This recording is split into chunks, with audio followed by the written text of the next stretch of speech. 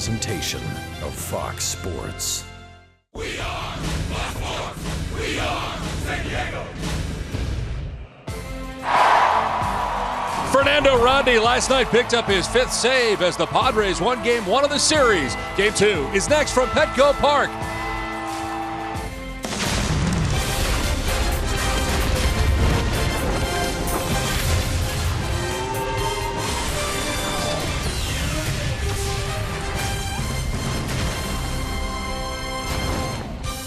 Another beautiful night in San Diego. We welcome you to Petco Park for the middle game of a 3-game series between the Rockies and the Padres. Good pitching matchup tonight. We'll see Andrew Castro on the mound trying to rebound after his last outing and follow up the great performance from James Shields last night. And Eddie Butler, 2012 first-round pick out of Albuquerque earlier this year. He was moved up. He'll make his first start of the year for the Rockies coming up tonight. We welcome you inside the broadcast booth, everybody. I'm Don Orsillo along with Mark Sweeney. You're not Mark Sweeney, are you? You're Mark Grant. And this is Padres baseball. We'll see Mark Sweeney later in the week. It'll be great. But for now, we have Mark Grant. Hey, the bullpen's been doing great. The Padres bullpen has been outstanding as they've won 3 of the last 4 games, and it's been the bullpen that's really gotten it done. And I mentioned it last night. Sometimes the save comes in the 7th or 8th inning, and last night it was evident because before they got to Fernando Rodney, the guys in the bullpen really did the trick. So we fast forward back time in Los Angeles.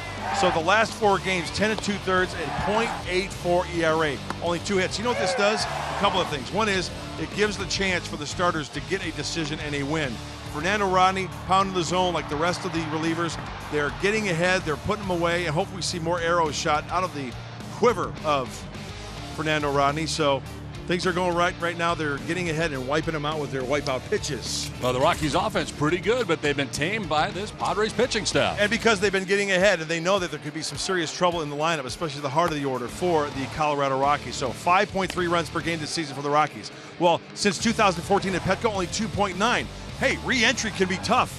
Hitting at a mile high, I can hit probably 300. But coming back to sea level, the Padre pitchers are doing a fine job just exposing these guys here at Petco Park. And my name's Mark Grant. Nice to meet you. It's great to meet you. All right. Hey, Derek Norris is batting 7th tonight for the Padres. He is doing the catching. And when we come back, he'll talk to our own Julie Alexandria after this.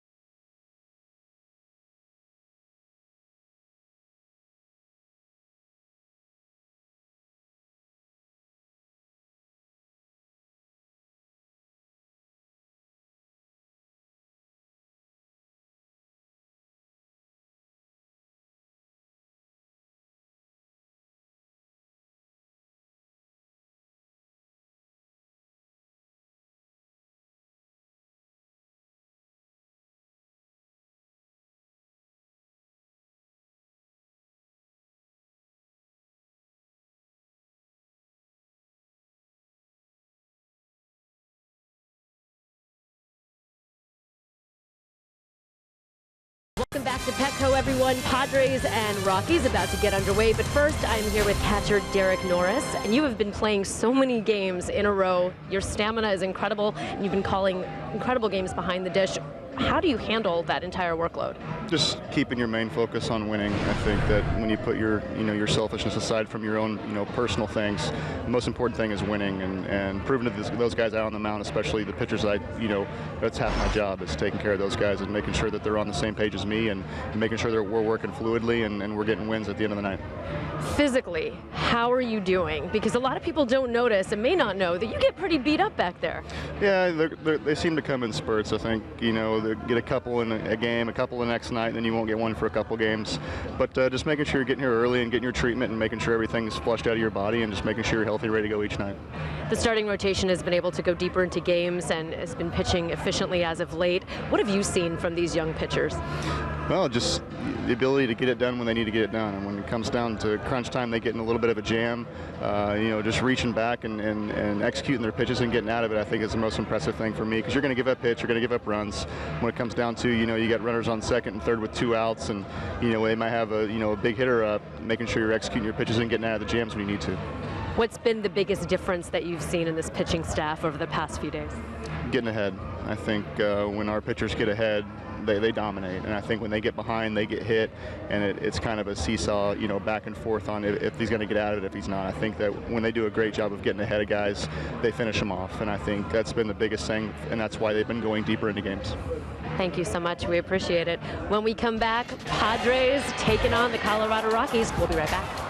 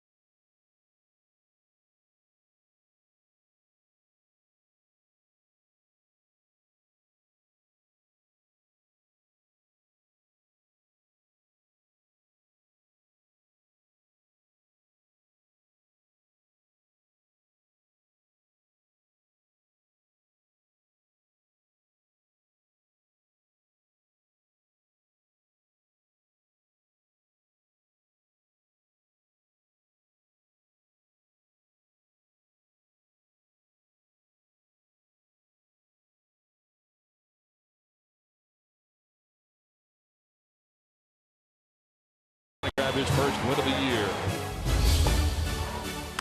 And this is the start they needed, and they're getting it.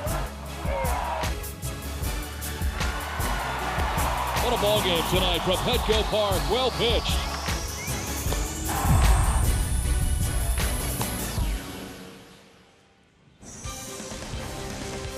Fox Sports San Diego presents Padres Baseball, brought to you by SeaWorld. Enter tonight's keyword strike on the Ways to Win page at foxsportssandiego.com. By Petco, your complete pet store. By T-Mobile, get your Major League coverage. T-Mobile has doubled its 4G LTE in the last year. And by Pinnacle on the Park. Make your new home here. Visit pinnacleonthepark.com for details. Andrew Cashner getting ready for tonight's start from Petco Park and taking the field along with his teammates as the Padres try to make it 2 in a row against the Colorado Rockies. Let's check out the visiting Rockies lineup. It's brought to you by Hyundai. Leading it off for the second straight night in center field, Charlie Blackmon with Trevor Story, the great rookie at shortstop, batting second. Carlos Gonzalez in right field. Nolan Arenado is at third base in the cleanup spot with Gerardo Parra in left field. It is Mark Reynolds in there tonight at first base, having a very good year, hitting at .311 so far. The veteran Nick Hundley does the catching. DJ LeMahieu is at second base. He bats eighth. And Eddie Butler, the pitcher, bats out of the 9th spot. 29-year-old right-hander Andrew Cashner making his 6th start. Can you believe it's already 1/5 through the season for these starters? It's amazing. Recognized 31, 32 starts. Yep. Well, it's the 6th for Andrew. His scouting report is brought to you by our friends at Anderson Plumbing, Heating, and Air. He's got to be aggressive with the slider. Which slider will he use tonight? I'll get into that a little later. And be the aggressor. Attack these Rocky hitters. Put them away with 2 strikes. So here we go as Cashner gets ready for that 6th start of the year.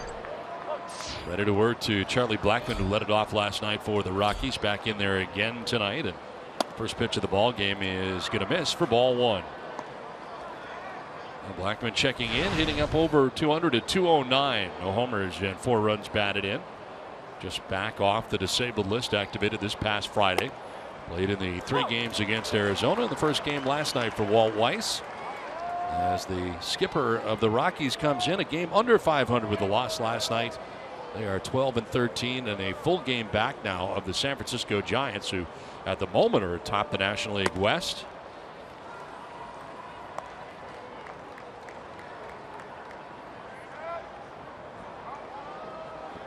Cashner trying to follow up on what was an outstanding effort last night from James Shields, who was able to get his first victory of the year. There's a fly ball struck well to right field. Matt Kemp going back onto the track at the wall. It's gone. Home run for Charlie Blackmon, his first of 2016. And the Rockies out to the 1-0 advantage. Leadoff home run for Blackmon.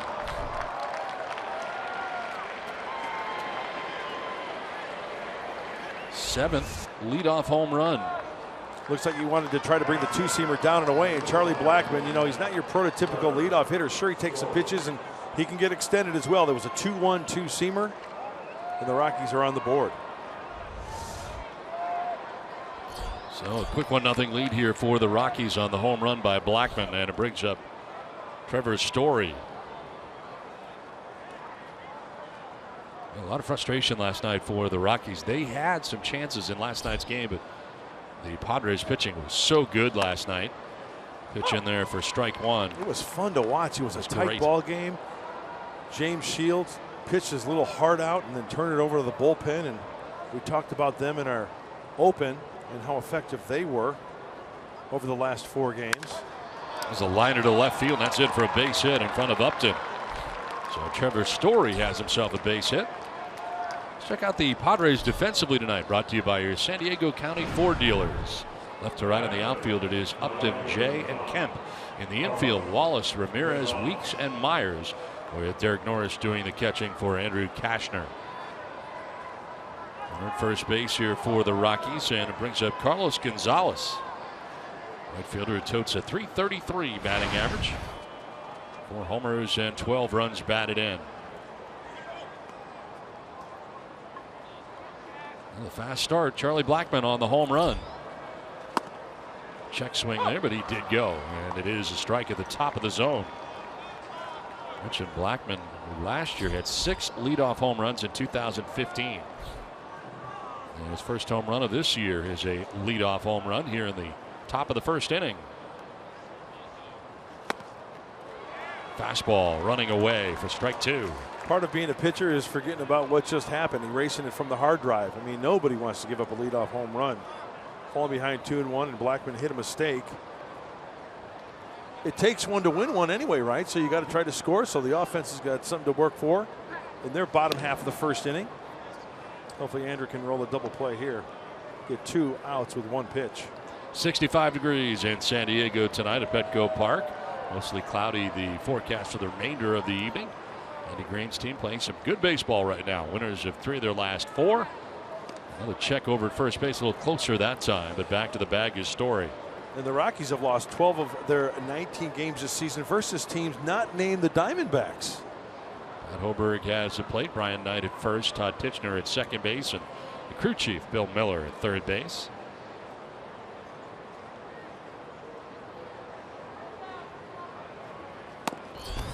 Trying to pick up that outside corner at 96, but a little bit off the plate. The velocity is always there. Andrew Cashner, to me, has been one of those pitchers that can always paint with a fastball. Sometimes the two-seamer leaks over the plate. He tries to get it in a little bit, and that's what happened to Blackmon, it looked like.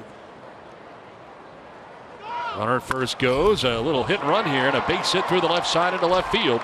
So the story just keeps on going and goes to third base. So keeping the pressure on here with a hit and run, and Gonzalez aboard at first base, and it's first and third with nobody out. You know what's unbelievable here? I mean, this ball is in off the plate, it looks like, but we hear of hitters hitting down on the baseball. That was a classic example of Carlos Gonzalez with the runner in motion, the shift. He literally chopped that ball like he was chopping the bottom half of a tree. He really got on top of it and just slapped that ball, Ichiro-like, for the first and third action. There's an idea how good a hitter he is. And so is the next Rocky coming up here in Nolan Arenado. And Gonzalez currently hitting .333. He just had that base hit. Now Arenado hitting at .313 to start the night. 11 home runs and 25 runs batted in.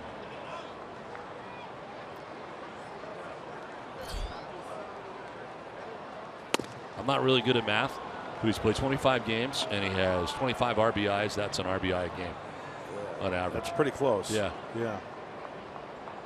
Well, it's a known fact that 4 out of every 3 people are bad at math, including you. Yeah. Mark Sweeney. He's got a modest 6-game hitting streak also. Arenado hitting only .462 during that streak. 4 home runs, driven in 8. Hey, let's face it, the guy's a good player. He's a tough out. Doesn't mean you can't get him out. Sure, he can hit the ball on the ground, hopefully get a double play here. Last 10 games hitting at .385. And swings and fouls that 94-mile-an-hour fastball back. Look at most RBIs. Mentioned the 25. Anthony Rizzo, Lenis Cespedes. You get down to Harper and Cano. Cano off to a very good start. He had a very good spring. 4 of the 5 they're National Leaguers. Yep. Cano being the American Leaguer in Seattle. Could have a bounce back year after a tough year of Seattle last year. And there's a swing and a miss for Arenado, and it's 2-2. Gerardo Parra waiting on deck for the Rockies.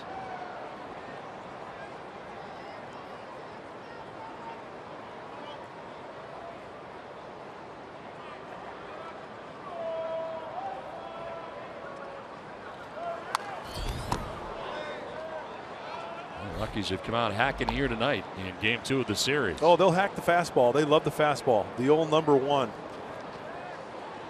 Beautiful sunset tonight in San Diego. Not the first time I'll say that. Not the last time I'll say that during the course of the season. There's more where that came from.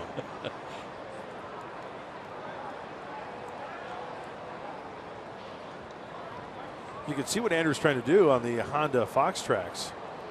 Trying to go in and out, up and down. No really set pattern to Arenado.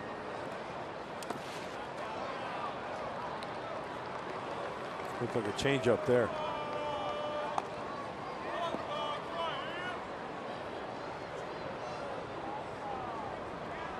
Darren Balsley looks like he's going over to check one of the scouting reports. Getting some info on Nolan Arenado.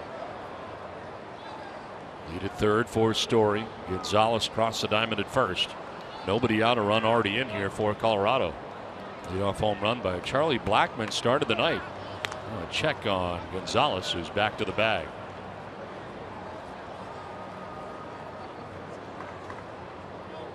Quite the start tonight for the Rockies. Blackmon's first home run of 2016. Well, they might send him here. Arenado's only grounded into 1 double play here. A short lead for Gonzalez at first. There goes the runner at first. Pitch is outside, and that's ball 4. And it'll load the bases. First walk given up by Cashner. So a stress inning right out of the chute here tonight for Andrew Cashner. And it's going to bring a visit from Darren Balsley. You know, Darren Balsley has such a keen eye on the mechanics of all of his pitchers. He knows each individual pitcher like the back of his hand. I mean, if, he's flying open a little bit too much. If the stride is a little bit too long, maybe not getting extended. One thing that Darren told me before the game about Andrew was that be on the lookout for him throwing his slider and being aggressive. Sometimes Andrew has a tendency to guide it a little bit. That's a pitch you got to be aggressive with, get out in front and snap it and throw it. And he was also experimenting with his knuckle slider, like his knuckle curveball in most grip. And he said he may go back to his traditional grip with both fingers on the baseball. So we'll have to keep an eye on that. Had a tough outing in his last outing. 2 2/3 innings, giving up a total of 6 runs. 3 were earned. In there for strike 1.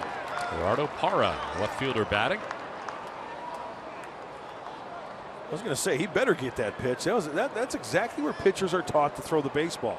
And the Honda Fox Tracks clearly indicates it is, in fact, a legitimate strike. Bases filled with Rockies here in the first inning. And a pop-up foul back into the seats. Going to get jammed. That one running in on it. This is where you really need the punchy. Up to 2 strikes, you kind of work for a grounder. Something that does not include contact. Yeah. Would be ideal here for Cashner right now. Does not have a strikeout yet tonight. See Parra with the bases loaded in his career. .365 average. And he grounds one foul outside of first.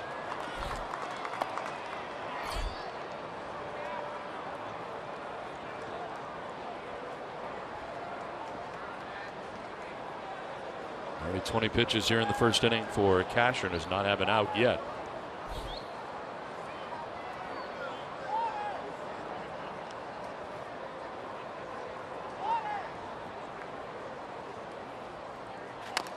Parra fouls it off and the battle continues. That looked like a good slider there. Had good tilt to it.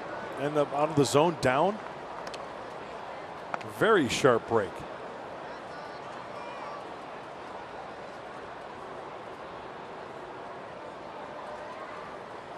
I don't see how hitters do it, Don, especially against guys like Andrew Cashner. 96, 97 with movement, biting slider, nasty changeup. Slap foul off to the left. See how he missed with that pitch? Derek Norris was up out of the crouch a little bit. He gave a high target. He wanted to maybe make him chase a little bit. And he missed over the plate. 96. Yeah. With movement.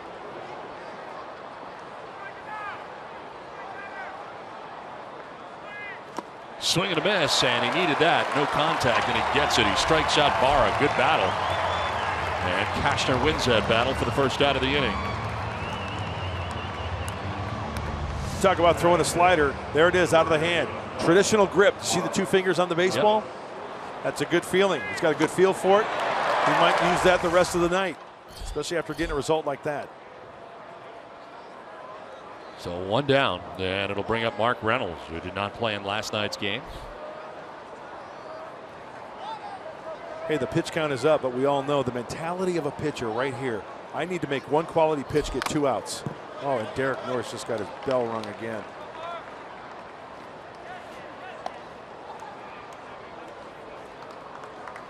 Look at his mask, it's bent. Did you see the cage? No, is it bent? The cage on the closest part to us. It's bent in a little bit more.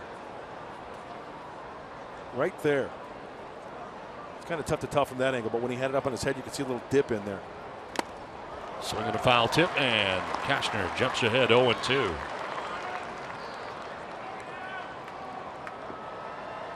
Reynolds signing a 1-year contract with the Rockies back in December of this offseason. He's been hitting well, hitting at .311 coming into the game.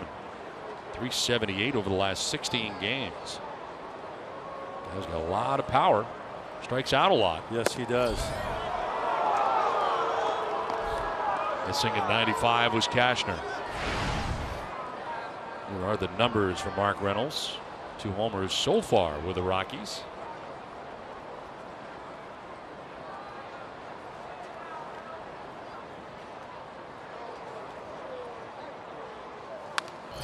Foul back again. So Cashner's been 96 miles an hour. How about these 3 years in a row for Mark Reynolds? 08, 09, and 10. In the punch-out column, 204, 223, 211. But he hit 28, 44, and 32 home runs in 37. So that's the give and take there. All or nothing. Yeah.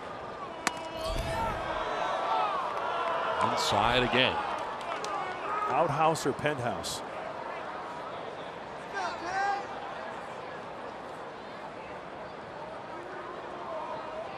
Batting with Story at third, Gonzalez at second, Arenado at first. One out here in the first inning, a run already in. Didn't miss by a lot.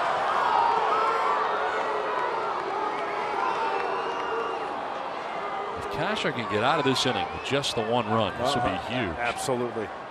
That's the mentality I mentioned again. That's the mentality you have to have. Make one good pitch.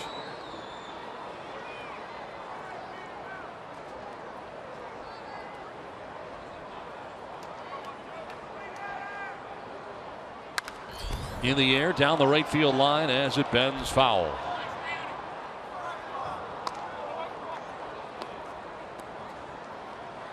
That's a workload. When you talk about the amount of pitches now being 30,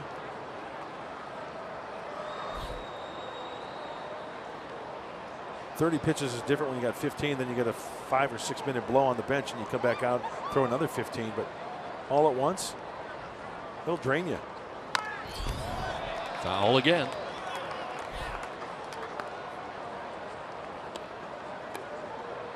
Reynolds bats now with Nick Hundley, the catcher, waiting on deck.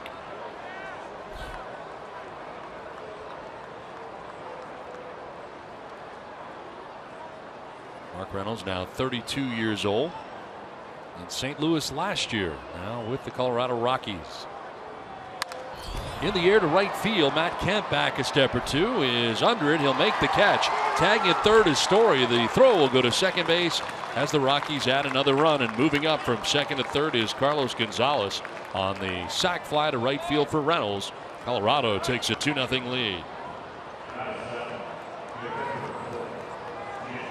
That was a battle. Cashner, Reynolds, and for a guy who punches out a lot, Reynolds hung in there tightly and didn't really try to pull that ball, just net it.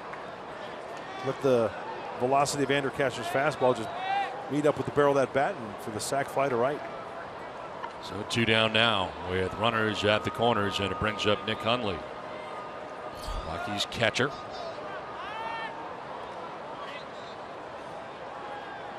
.447 against his old team. 11 career games as he takes a strike. Yeah, he's been a burr in the saddle.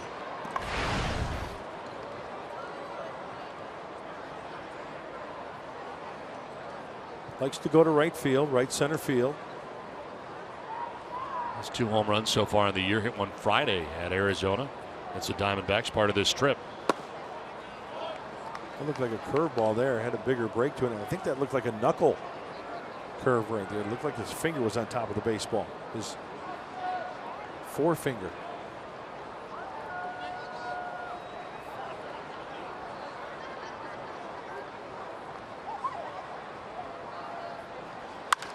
On the ground to the backhand at shortstop, Ramirez to second for the force out. It puts an end to the inning.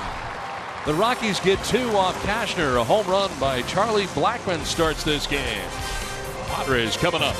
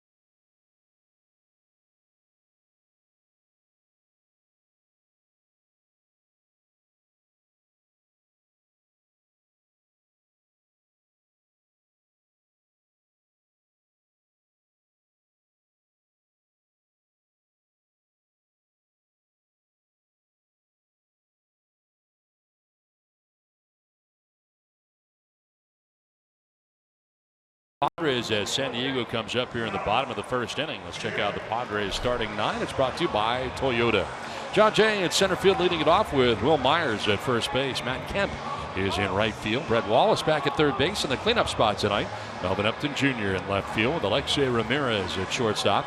Derek Norris does the catching with Jamal Weeks at second base. And the pitcher, Andrew Kashner, rounds out the starting 9.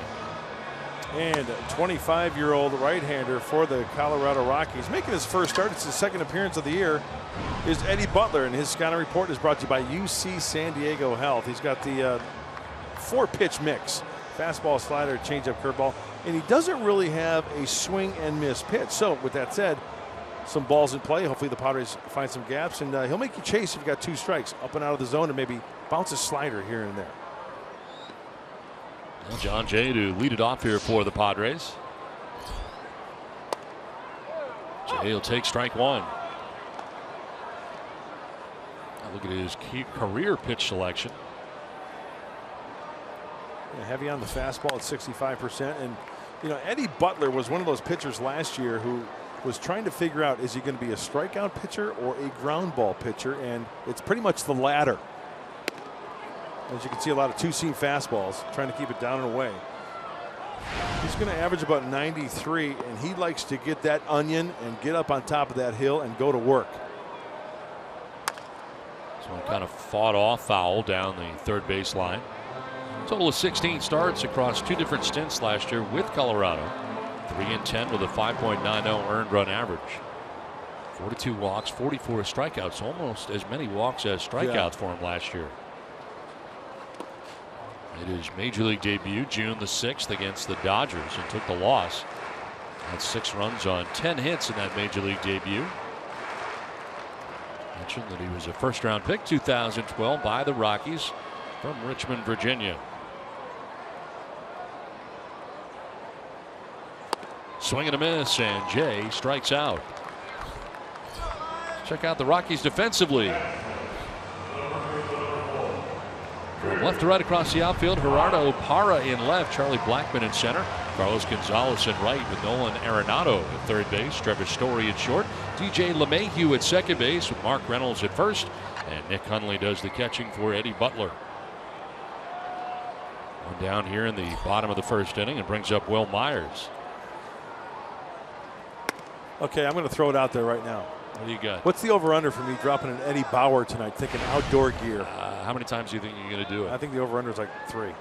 I'm going over because I already heard it 3 times in the pregame. Right. So I started thinking I'll tell it was Mark Bauer. Grant you said that. Oh, it's unbelievable.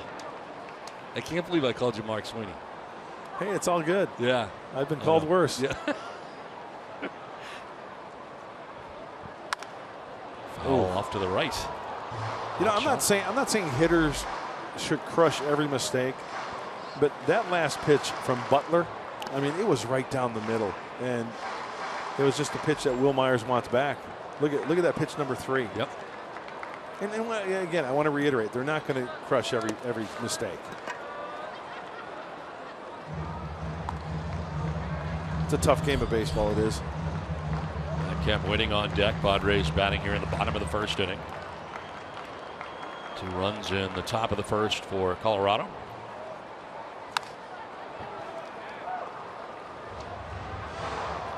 Myers had that 12-game hitting streak. Snapped against the Dodgers over the weekend. He has hit safely now in 15 of his last 16 games. Started a new hitting streak. 364 over the last 16 games for Will Myers. Full count now. Myers has 18 hits with 2 strikes on him this year, most in the majors. So just because you get 2 strikes doesn't mean Myers not going to get a base hit here. And let's see if he does put the ball in play, but to the right side. Try to take that ball the other way. Back to the mound, and nice pick by Butler. He'll flip it underhanded and robs Myers of perhaps a base hit. 2 down. Let's take a look at the keys to the game, brought to you by your San Diego Honda dealer. You know what? I went to the well tonight. I went simple. I want to keep it simple. For the offense, score early and often. Okay, that's pretty easy, right? Right. Pretty Easier basic. said than done sometimes. And also no home runs for the Rockies. I know we're not in Colorado. We're in San Diego. And right out of the gate, I'm a tired act. Bad key.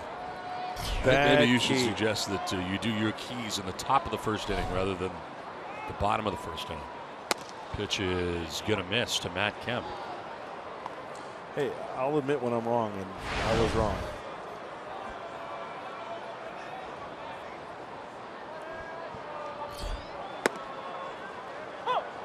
Matt Kemp hitting at .293, 7 homers, 21 runs batted in. What a great year so far in 2016.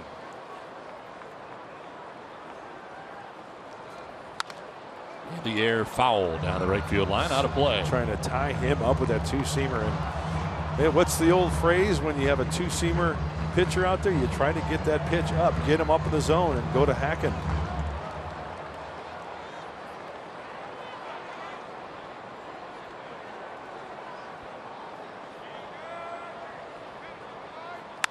On the ground, foul outside the bag at third. Butler's taking the spot of Jorge De La Rosa, who's currently on the 15-day DL. So he's getting an opportunity.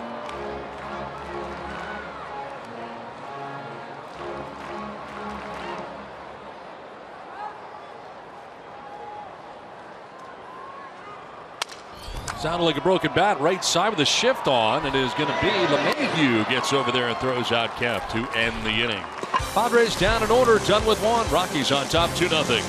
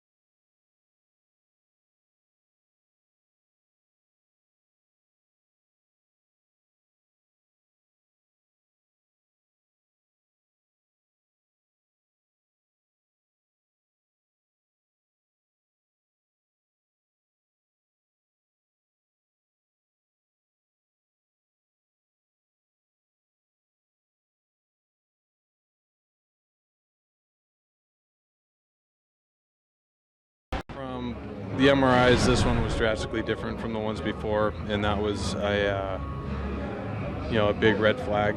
So in that way, it played a big, pretty big role, the history. But like I said, it's kind of been the thing that's, put me on the DL every time. So I guess to try and find a positive, it's to get it fixed for good and move forward and be able to pitch in the future without having any of those thoughts in the back of my head. Some unfortunate news today as the Padres found out that they will be without left-handed pitcher Robbie Erlin for the remainder of the season as he opts to get Tommy John surgery after the results of his MRI came back showing a tear in his elbow. So he has opted for the Tommy John surgery. Very, very disappointing. Andy Green sad that he will miss the rest of the season. And now it's really just a waiting game as far as Robbie investigating which doctor to go to do the surgery, and also reading up as much as he can to become educated on the process and also the recovery of the surgery. Julie, thanks very much. As DJ LeMahieu leads it off here for the Rockies. You see over the years him going on the DL. He talked about being on the DL and then coming back, trying to rehabbing it. This time, it sounds like it was much different. The MRI certainly much different and much worse, and certainly nothing he could do about rehab. Really, the surgery is what he's got to do and begin that process. You know, when you have a tear on that ulnar collateral ligament on the inside part of your elbow, hence the name Tommy John surgery, because he was the first one to have it. The thing I would think of is that, my gosh, you're talking, what is it, 12, 14, 16 maybe, and some guys longer, 18 months. I mean, that's a long, strenuous rehab. And I'm just, you know, some guys bounce back nicely. I've talked to guys who have had Tommy John surgery that their arm felt so good after it. Like John Farrell. John Farrell had it in the minor leagues. He said he never had to ice his arm after having Tommy John surgery. So, hey, we wish Robbie well. Get it fixed, get it taken care of, and then work hard to get back to shape. Well, Mayhew moved up here as Butler gets it down, and he is out number 1 of the inning. And it brings up Charlie Blackmon, the top of the order, who homered in the first inning. Isn't it amazing how a ligament may be maybe an inch and a quarter long, if that, can mean the difference between throwing a pitch and being shut down for 18 months. Yeah. Something like that. But the thing about it is, though, how guys are now coming back from Tommy John surgery. I know, it's remarkable. Has to look at the positive of that, coming back after that. And it's been done so many times now with so much success. But for him, he can really feel for him because, you know, he's pitching well. He's going to be part of the plans here this year. And now the Tommy John surgery for Robbie Erlin. As Blackmon will take a strike over the outside corner. So far, Cashner staying away. How about Andrew adding, subtracting with that fastball? That was 91 with some movement for a strike. A two-seamer away. That's the beauty of the fastball. It could be 2 or 3 different types of pitches.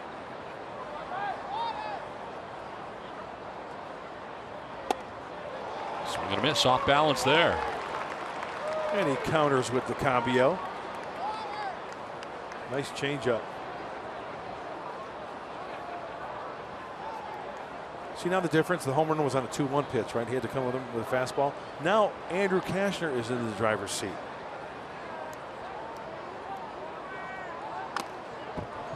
Evens up now. It actually hangs at 1-2.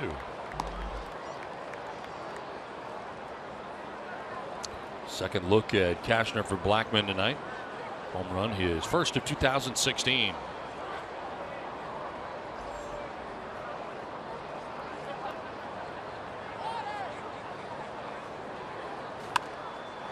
Third foul off to the left, and we'll do it again.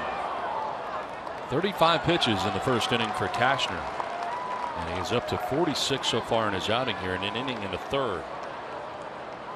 Real battle in the first inning, faced 7 Rockies hitters.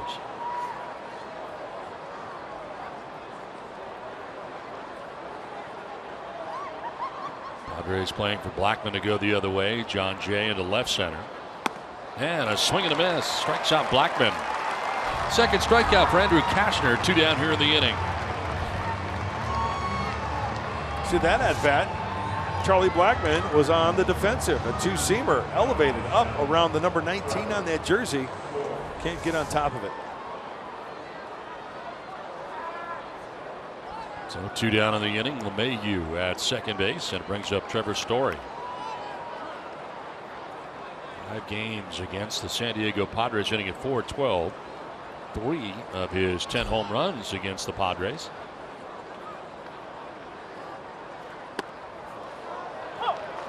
High strike.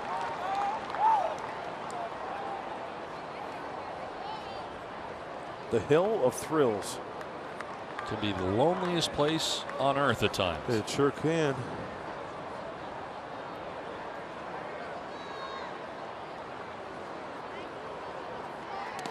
It'll bounce in, and Norris does a good job of blocking it. No advance. Well, LeMahieu gets back to the bag at second. Jamal Weeks coming in from second base, trying to keep him close.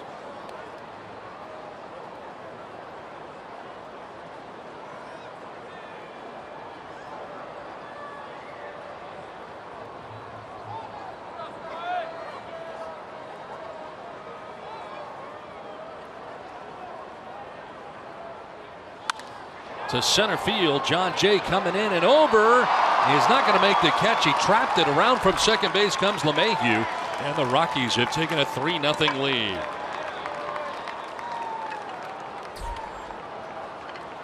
Kind of a sinking liner out there to Jay in center.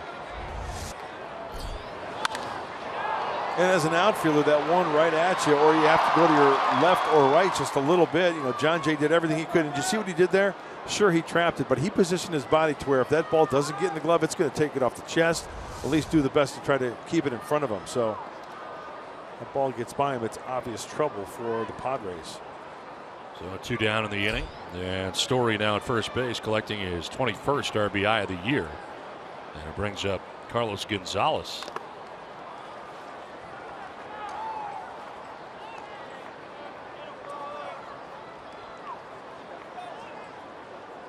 Cargo with a single in the first inning, was left at third base. So the Rockies getting 2 in the first. They've added a run here so far in the second. Here's a check on Stories, back to the bag.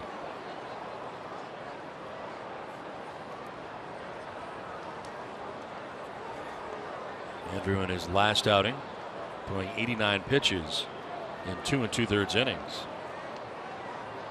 The game was at San Francisco. Story takes off, swing and a miss, and the throw down is not going to be in time. So a stolen base added the look of a hit and run type swing there for Carlos Gonzalez, but stealing it straight up is Story at second base. They keep the pressure on.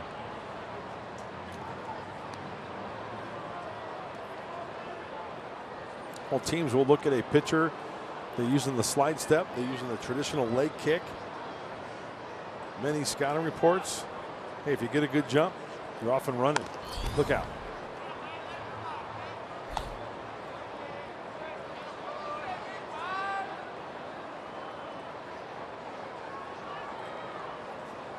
Five-game hitting streak for Carlos Gonzalez. Already has a single in the first inning, now batting for the second time in the game. Rolled over, foul.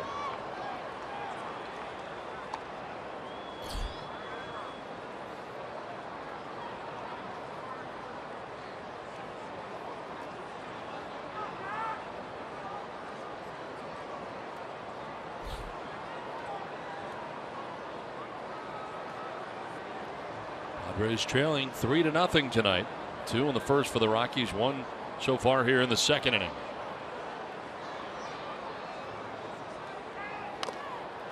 Swinging a foul at the dish.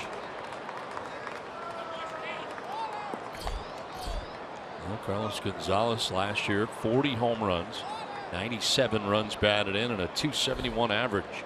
Played 153 games last year. You know what also drives pitchers nuts? What's that? 15 foul balls up to this point. Yep. Battling. You know, especially with 2 strikes. Yep. Trying to put them away. Yeah.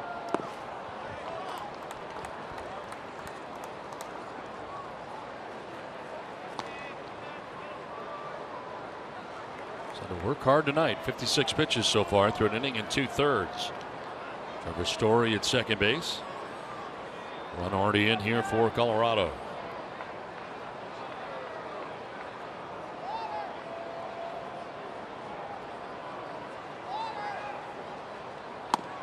Tried to hold up, may have gone. They check he did. Rung up by Bill Miller. Third strikeout for Cashner.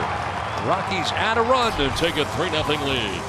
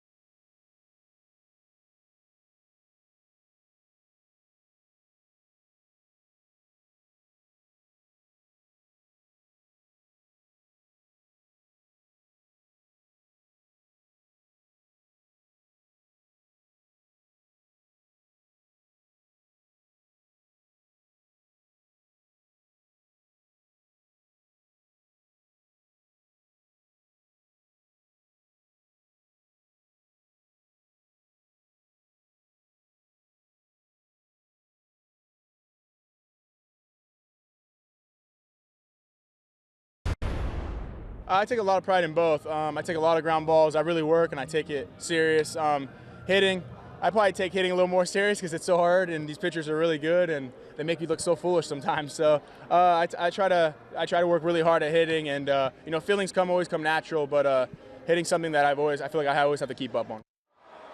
Well, tonight after Padres Live, Melvin Upton Jr. and Nolan Arenado take center stage on SD Live. Coming up after Padres Live on Fox Sports San Diego.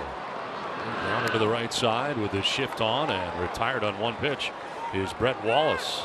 DJ LeMahieu taking care of business, one away. Looking forward to that show later on tonight. Yeah, seems like a good kid, yeah. Nolan Arenado, and what a player and hard worker. I mean, all these guys, you know, let's face it, you're blessed with talent, but yet, you know, once you make it to this level, you have to stay here. And Don, you probably heard this as many times as I have.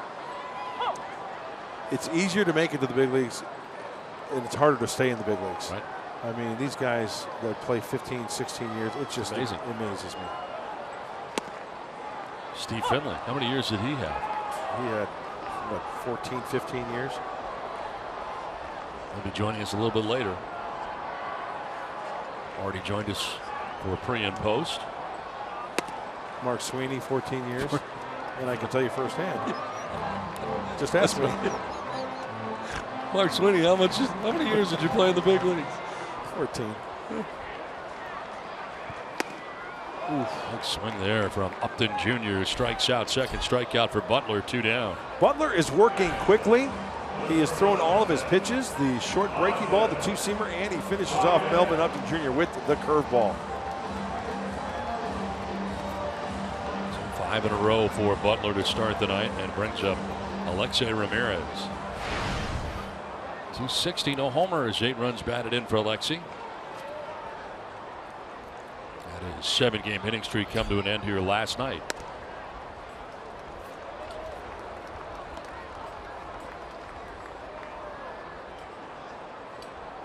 We got to see Gray work last night for the Rockies. He was very good after giving up a couple runs right out of the gate. To shut down the next 16 Padres in a row after that. Hey, 3 of the 5th rotation for the Rockies. John Gray, first rounder, 2013. Eddie Butler, first rounder, 2012. Chad Bettis, second round, 2010.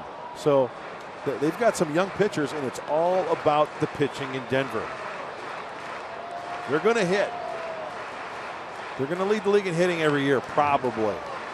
But then you look at the pitching chart, ERA, worst. Relievers, worst. If you're a pitcher and you are a free agent and you're thinking about going to Colorado, that's got to be tough. I probably wouldn't be thinking about it. No, you take it off your radar. Yeah. I don't see how any big-time free agent would do that. As a backhander, Arenado plants and throws and gets it there in plenty of time. A good look at the good third baseman for the Rockies. Padres down in order and trail 3-0.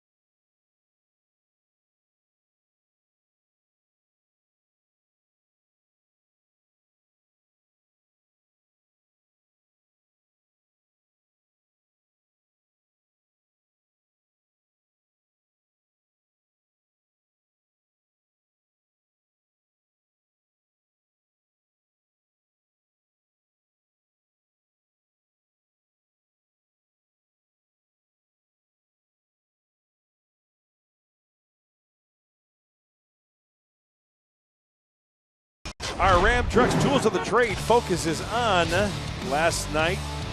DJ LeMahieu in the 5th inning, 2 outs, 2-0 count on Carlos Gonzalez. What is he thinking? He's trying to steal third base when he's in scoring position. That could have been the play of the game in the 2-1 victory for San Diego. Derek Norris throws a dart down there to get DJ LeMahieu, and that ended the inning. No chance for Carlos Gonzalez to do some damage. Thank you very much. Ran their way out of that inning and out of that game, as it turned out. Padres taking game 1 of the series. Trying to make it 2 in a row tonight. Nolan Arenado leading it off here in the 3rd inning. Gerardo Parra and Mark Reynolds. On the ground, and Ramirez can't get it out of his reach and into left. Arenado on for the 2nd time, his first hit of the night.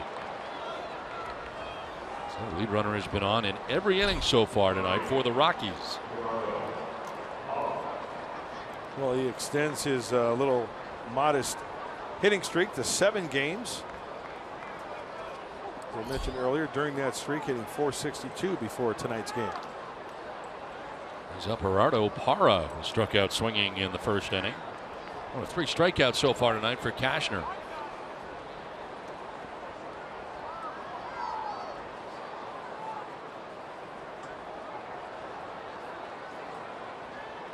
Dropping the bunt down, or trying to, and fouling it back.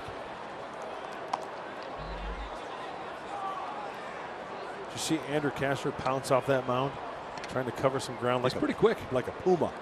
Yeah, for a big man, he can get around. Absolutely. He's one of the faster runners on the team. I mean, on the team, not just the pitching staff. He's a great athlete, no doubt about it. There's a grounder foul outside of 1st, and it's now 0-2.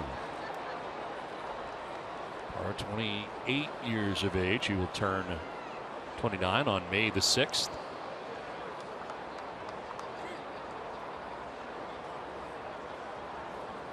Riding an 8-game hitting streak coming in. As I mentioned, a strikeout victim his first time up. Parra has been with Arizona, Milwaukee, and Baltimore. Now a member of the Rockies for the first time. Last year, 100 games with Milwaukee, 55 games with Baltimore. Combined to hit 13 home runs a year ago. Cashner stays away and evens the count at 2-2. Pretty good left-handed bat to pick up, especially in Colorado.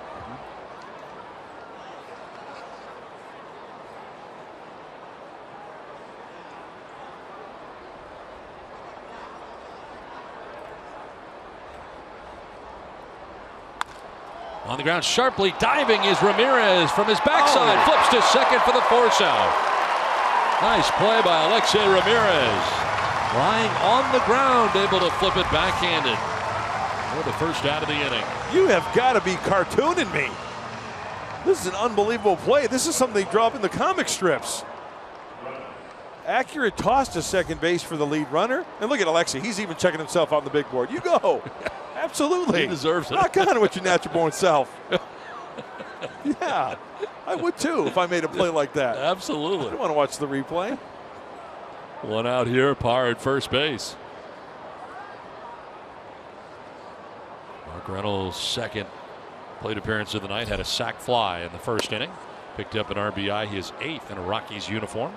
That's got to be frustrating as a hitter too, because you hit a ball squarely, think it's going to creep through the hole there, but then Alexei makes the play. That's a fielder's choice rather than a base knock. And Parra is now 0 for 2. Good sized lead at first base. Got to keep an eye on him. Noticing that lead was Cashner, and they check on him.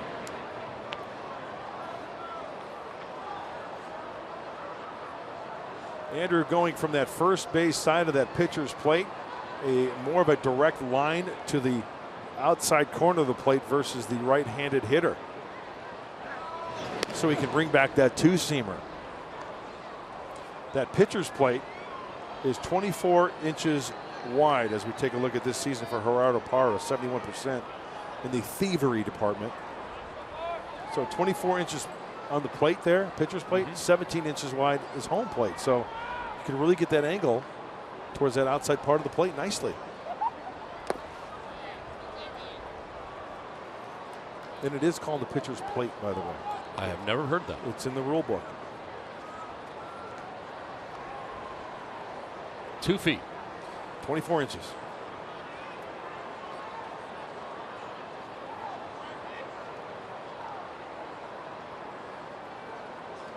Cashner, of course, operating off that first base side of the rubber or pitcher's plate. Runner goes, and the pitch fouled off at the plate. Now it's really confusing.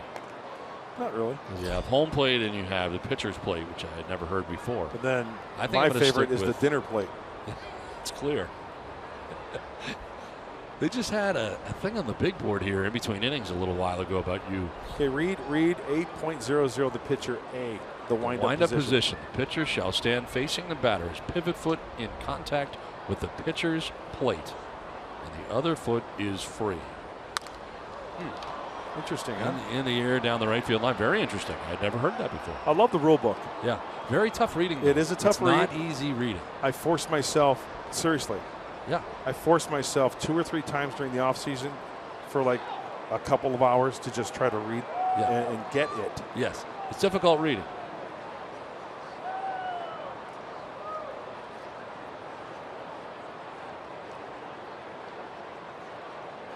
Two. Runner goes again. The pitch is outside. Throw down there is a good one from Norris, but safe. As Parra, he got in. Looked like the throw beat him, but maybe the tag did not.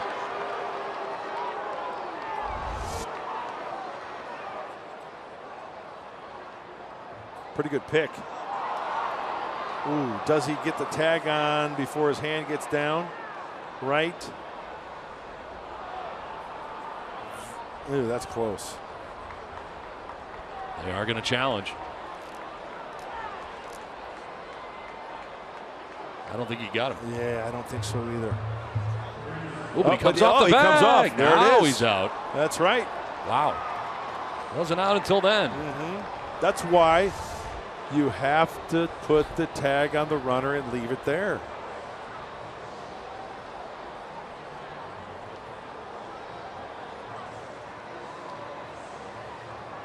Now this is LeBron James on a breakaway. Slam dunk.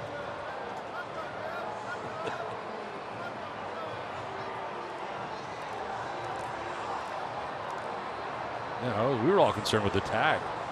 It is the tag, but it's not important until now. Yeah.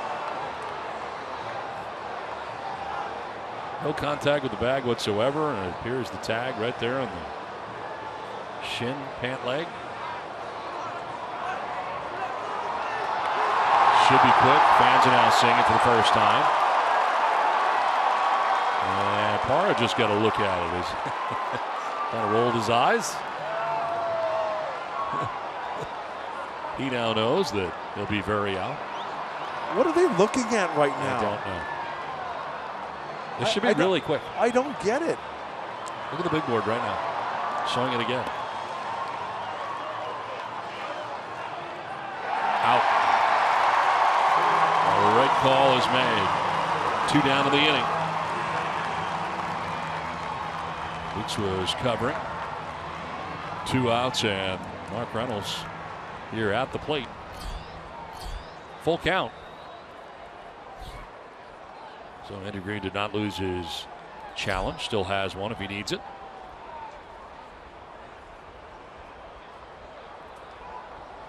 Semi-open stance for Reynolds. And a pop-up foul ground. Myers will go as far as he can over towards the seats, but will not have a play.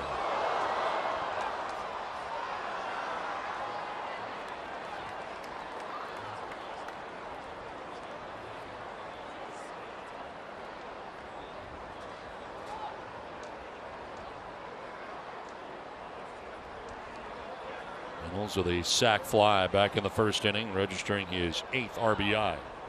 Payoff pitch again, and a swing and a miss. Cashner strikes him out. 4 Ks for Cashner. 2.5 done. Rockies have a 3-0 lead.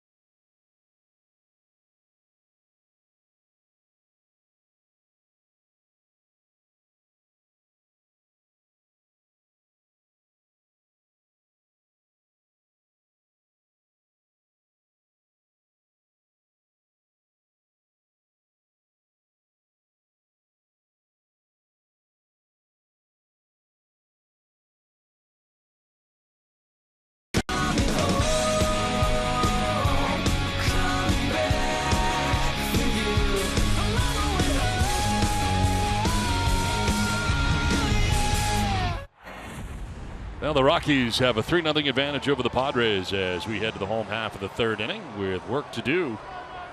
Bottom third of the Padres order, Derek Norris, Jamal Weeks, and Andrew Kashner coming up here in the inning.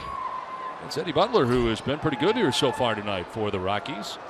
He has retired all 6 Padres he's faced, 2 by way of the K, and the other 4 on ground ball outs. So strikeouts or ground outs so far for Eddie Butler. And not only is he effective with his pitches, but he's working very quickly. And when a pitcher does that, he finds his groove, he finds the release point. His defense loves it. We talk about that all the time. Regardless if I'm going to do well or poorly, I want to get it done quickly. As you said, the defense seems to play better behind guys who work quickly and up on their toes, as pop up in the infield has Mark Reynolds drifting into foul ground. Handles the first out here of the third inning, and that is the first out that is in the air for Eddie Butler. So 1 away here in the third inning.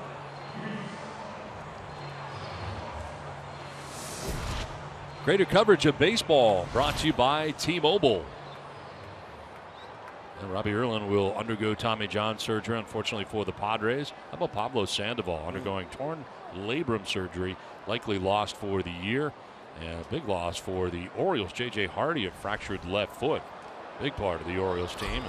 All-star shortstop. I'll tell you what, J.J. Hardy's one of those players that kind of flown under the radar Absolutely. his whole career, isn't he? Yes, he has. I mean, he's a good one player. heck of a player. He is. I remember when he was with Milwaukee, coming up to the big leagues, and talking to some of the coaching staff, and they said this guy's going to be a solid player. Not a superstar, you know, not a whatever, but he's going to be very solid for his career. And you saw Pablo Sandoval for a number of years with the Giants. Yeah. Are you surprised with the way things have gone for him in Boston? Not very well. No, and you know what? I'll be honest. We saw him quite a bit in the division. The guy, you look at his physique, obviously, the guy was athletic. Yeah. He could get to the ball. He could throw. He was quick on his feet, but good hit, especially in the postseason. Rake. Fly ball, center field. Blackman makes his way in. And there are 2 outs here in the third inning.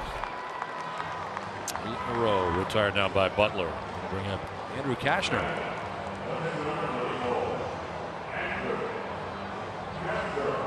Kashner 1 for 7 on the year so far at the plate. 43 average for the Padres pitcher. In his career, a 158 hitter, does have 1 home run to his credit.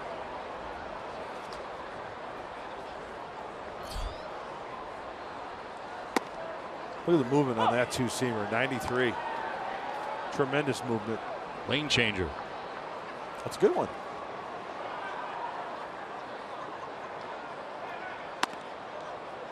And then he'll put a wrinkle on one in the inner half of the plate.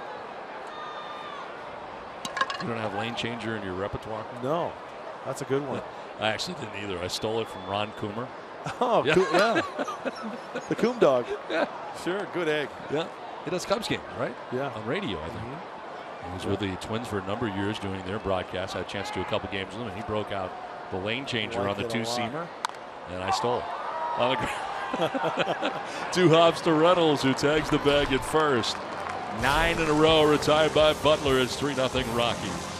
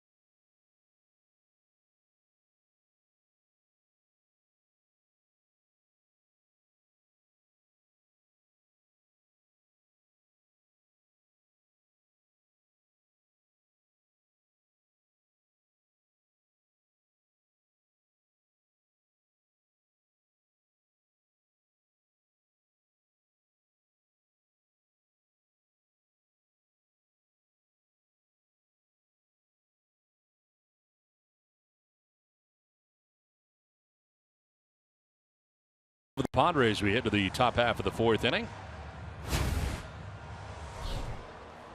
The Mini Let's Motor player profile. And a look at Andrew Kashner. Highest fastball percentage, 75.3% of the time. Bartolo Colon on top, 86% of the time. A little over. Yeah, and you know what? Bartolo Colon, he paints. You know, it's fun to watch him pitch. And how long he has done it. It just goes to show you why baseball is such a great sport. You look at the physique of Bartolo Colon, and that's what makes it so enjoyable and so much fun. Yes. Yep.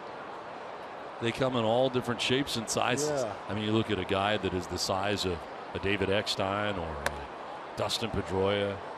Smallish guy can play this game, play it well. Right. Eckstein, a World Series MVP. Pedroia, an American League MVP. Little guys. Eckstein, you said also, right? Yeah. With World Series MVP yeah. with the Cardinals. Yeah. Yes.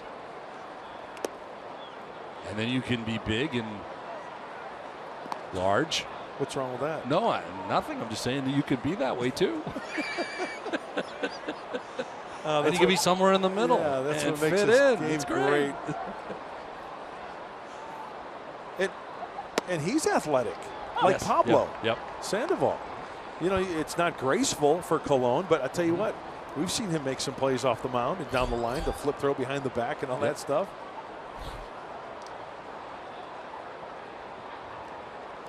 And McCunley leading it off here for the Rockies, and he is going to take a walk. 4th straight inning, the Rockies have had the lead runner on. That is a tough way to operate.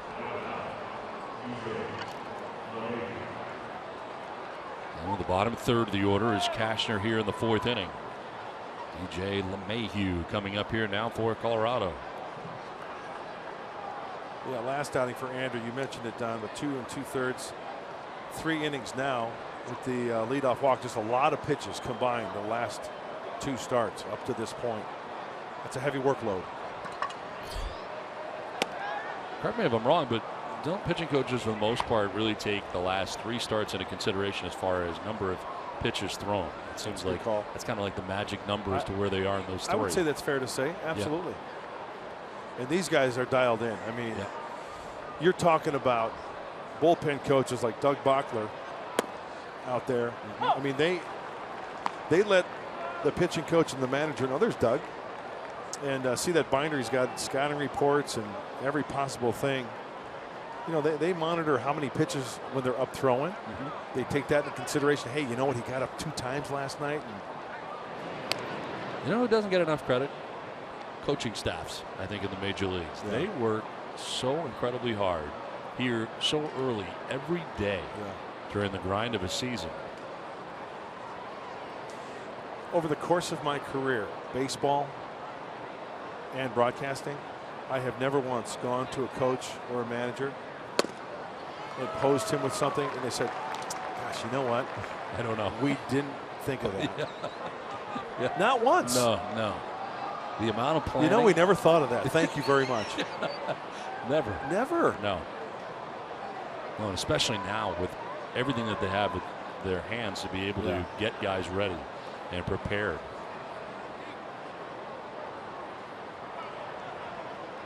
One-two pitch by the mound. Ramirez around the bag. It's second on tag. Second. Fire to first for the double play. So that leadoff walk is erased. And there are 2 outs here in the 4th inning. That's getting in the kitchen, Andrew Kashner. That is rattling some thumbs. A 4-seamer in, and DJ LeMahieu cannot get extended, so Alexi will just take it himself. So 2 down, and here is the pitcher, Eddie Butler. And impressive so far tonight. He's retired the first 9 Padres that he's faced in the game.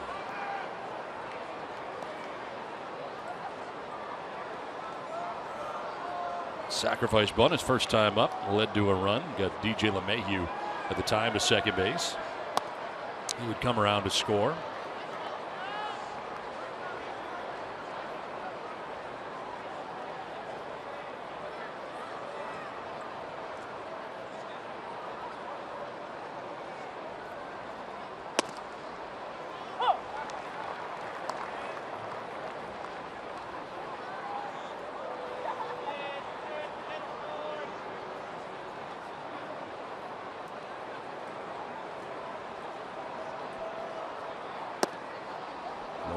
3-1.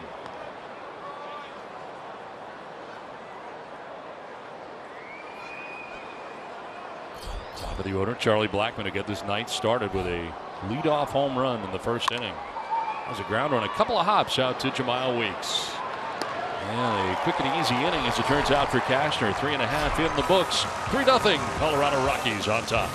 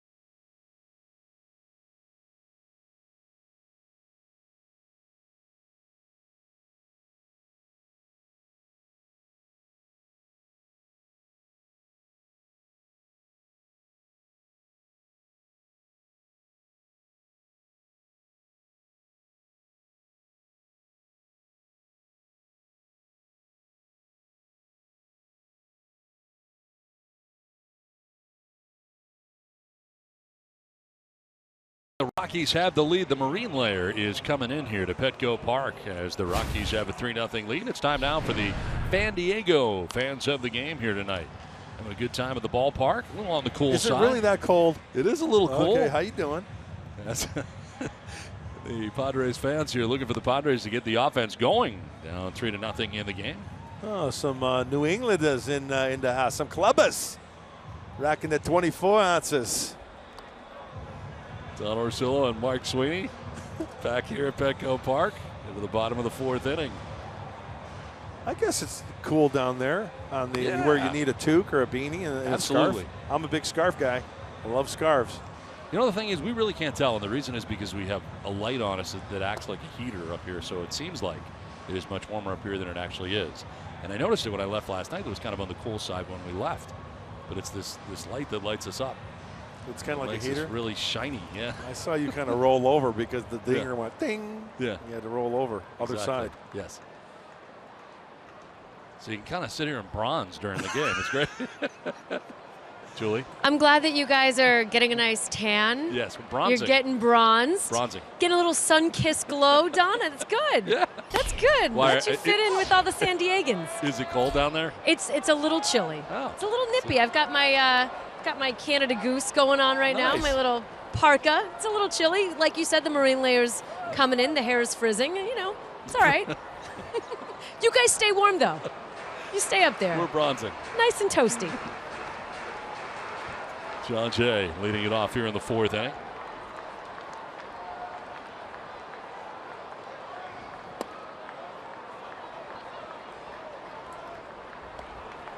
Jay struck out swinging in the first inning. One of 2 Ks for Eddie Butler.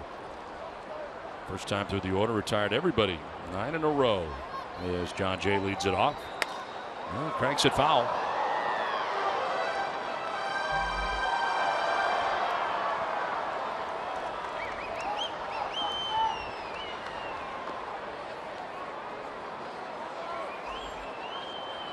John Jay will get off to such a fabulous beginning. Had an 8-game hitting streak to begin the year. And hits one on the ground right at Arenado, who's defensively positioned perfectly. And throws out Jay at first base for the first out of the inning. Because Butler hit his spot with that 2-seamer down and away. A kind of a defensive swing by John Jay and hit right to the Gold Glove third baseman. That's his best pitch? The 2-seamer's a nice one. It really is. He throws it quite a bit. He can move it in and out. Relies on it. One down here in the 4th inning for Will Myers. So what kind of adjustments the Padres can make here second time through against Butler.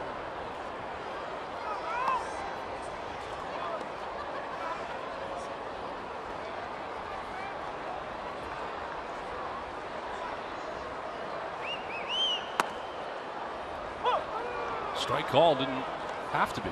No. Off the plate. I'm stealing your stuff. Do you like that? I got to the point where I'm stealing other people I've worked with stuff, and now I'm just stealing your stuff, and you're sitting here. Look at that one, doesn't have to be either. No. But that's the kind of stuff that I would used to yell from the dugout. Right. Hey, it doesn't have to be. Hey, both ways now. Yeah, and you still do. Yeah. 20 years later with a headset on. Strike three call. I'm not sure any of them were strikes. Well, one thing is for sure, after that second call, it took the bat right out of the hands of Will Myers. He's got to really protect. And here's the two-seamer. I think that was the best pitch out of the last three. I think Fox Tracks had that as a strike. Just touching the corner. It's 0-2 down here in the fourth inning, and it'll bring up Matt Kemp. 5-game hitting streak for Kemp, 368 along the way. It's a fly ball out towards left center field, struck pretty well. Back goes Blackman, and that ball is going to be gone. A home run. Matt Kemp's 8th home run of the year gets the Padres on the board. Into the bullpen out there. Well, Butler had retired the first 11 Padres he faced, but Kemp takes it out of the yard. Matt Kemp's thinking, you know what? That looked like a changeup. That back foot actually looks like kind of comes off the ground a little bit. Generates some serious bat speed. He's up and it's into the Padre bullpen. And Matt Kemp's mom is up and out of her chair. Yeah, that's my boy.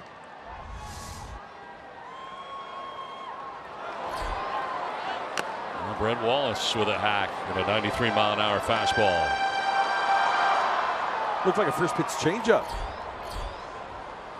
Remember, it was the split finger off of Chris Hatcher in Los Angeles. He hit the home run. Yep. So Matt staying back just enough on the off-speed pitches and doing some damage. Now Wallace taking it the other way with authority. Will this go? Yes, it will. Opposite field home run for Brett Wallace. Kemp and Wallace going back to back. What a turn of events this is for the Padres, now back within a run. Wonder what adjustments they make second time through. They're making them. Swinging early. Swinging at the old number one, which is the two-seamer. There it is, elevated outer half, and Brett Wallace gets extended. When you go opposite field, that is some kind of strong.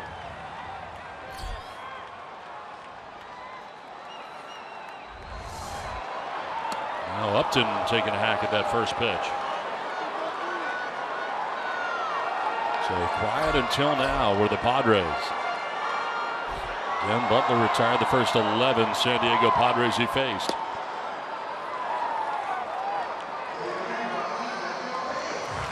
Started with Kemp, then Wallace. Marine layer, my eye. Right? Yeah, go right through it.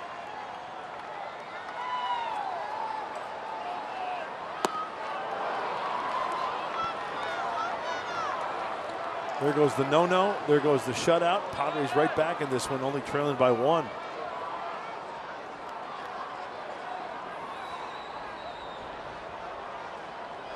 Upton struck out in the second inning. 3 strikeouts on the night for Butler. Heavy dose of sliders right here to Melvin Upton Jr.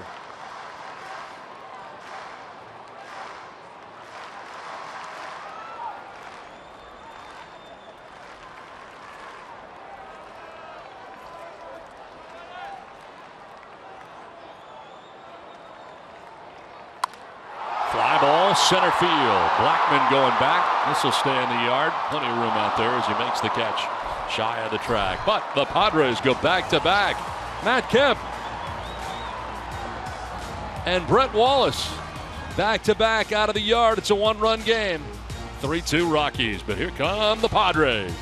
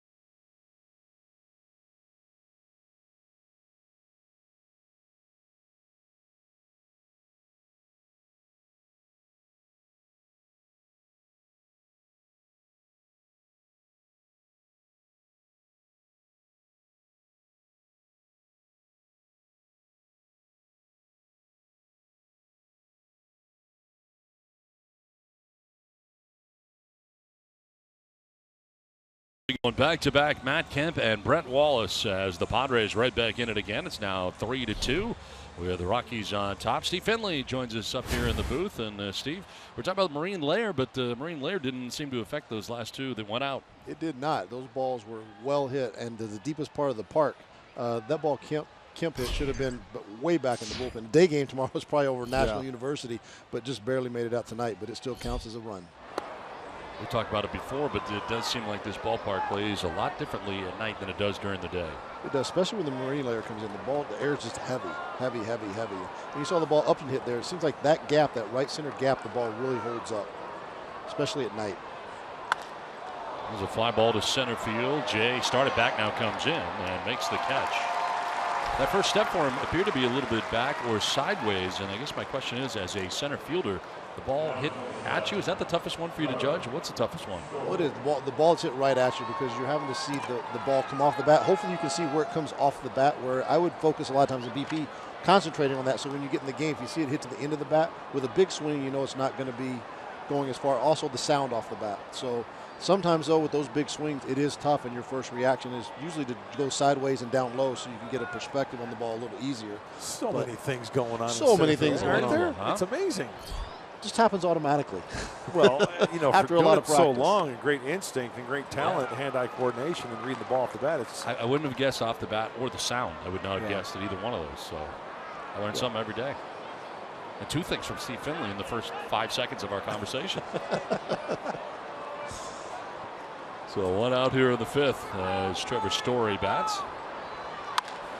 High ball, this is struck pretty well out towards deep right center field. Back goes Kemp, and he'll get there. Nice catch by Kemp. Kind of reached back to grab that one. Raced back there, got back there on the warning track and hauls it in. I have another question for Steve Finley. As you heard the ball off the bat, that ball's pretty well hit. So that's when you're thinking, turn and get on your horse. Secondly, the warning track.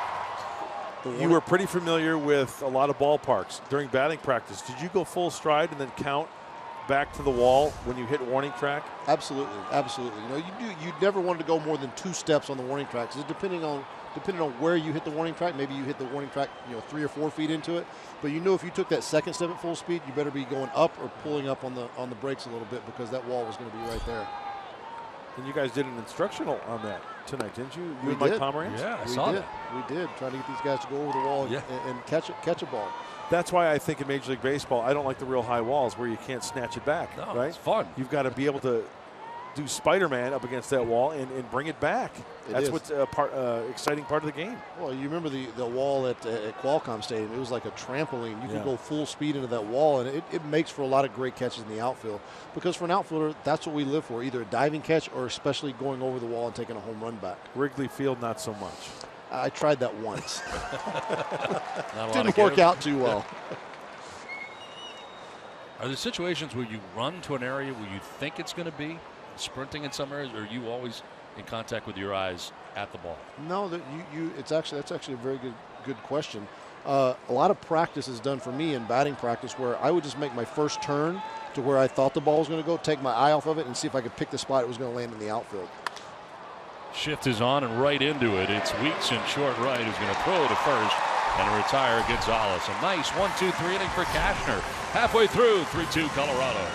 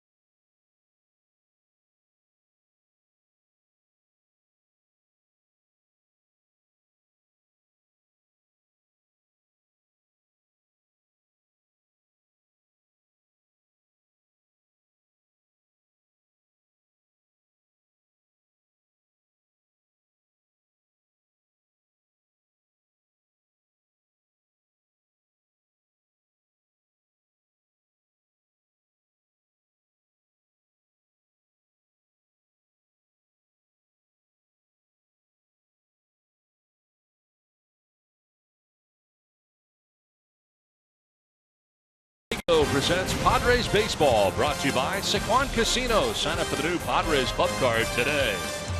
By Jack in the Box, taste the Baconlicious Sourdough Bacon Ranch Combo. And by Mercury Insurance. We're on a mission to save you money. Log on to mercuryinsurance.com today. That's 3-2. The Rockies have the lead, which is a grounder off the bat of Alexei Ramirez to Arenado, who throws out Ramirez for the first out here at the bottom of the 5th inning. Second time that Alexei has grounded out to Arenado at third base. And that'll bring up Derek Norris. Derek is due some good luck. He's had too many good swings, too many lineouts. The baseball gods are going to be looking favorable on him very soon. Now I ask you, Steve Finley, because over the course of your career, I'm sure that you went through some droughts like this. What is the blueprint for trying to get out of that? Doing just what he's doing now, playing every day. I mean, you can't do it sitting on the bench. He's doing what he's doing his job behind the plate, which is the most important thing. The hitting is going to come. And if he was having terrible at-bats, it'd be one thing, but he's having good at-bats. It's just the results aren't there. See, you make a good point, because we get and I'm just using this as an example. We get minor league reports every day on guys, right? Let's say there's a guy in the midst of a 2-for-22 slump. Well, those other 20 at-bats, I want to know, are they scalded? Are they bad at-bats, looking weak on a fast? There are a lot of factors that go into that. Absolutely. You know, if a guy's striking out, popping up, I mean, and the mechanics are just terrible, maybe he's got an injury, who knows what's going on. But you're right. If a guy's contacting the ball good, it's just bad luck. And that luck's going to turn around sooner or later. And Derek's too good of a hitter to stay where he's at. Andrew Cashner's at 93 pitches. Kevin Quackenbush warming in the pen right now for the Padres. One thing you said last night, too, that sometimes helps is when a manager puts on a hit and run and makes you concentrate a little harder and focusing on making contact. That can help. But as you said here with Norris, he's making tons of contact. Yes, he is. He's making lots of contact, but you also have to have the right situation for him to be able to do that. It just hasn't happened. Well, Parra makes the catch down in order. Go the Padres. 3-2 Rockies.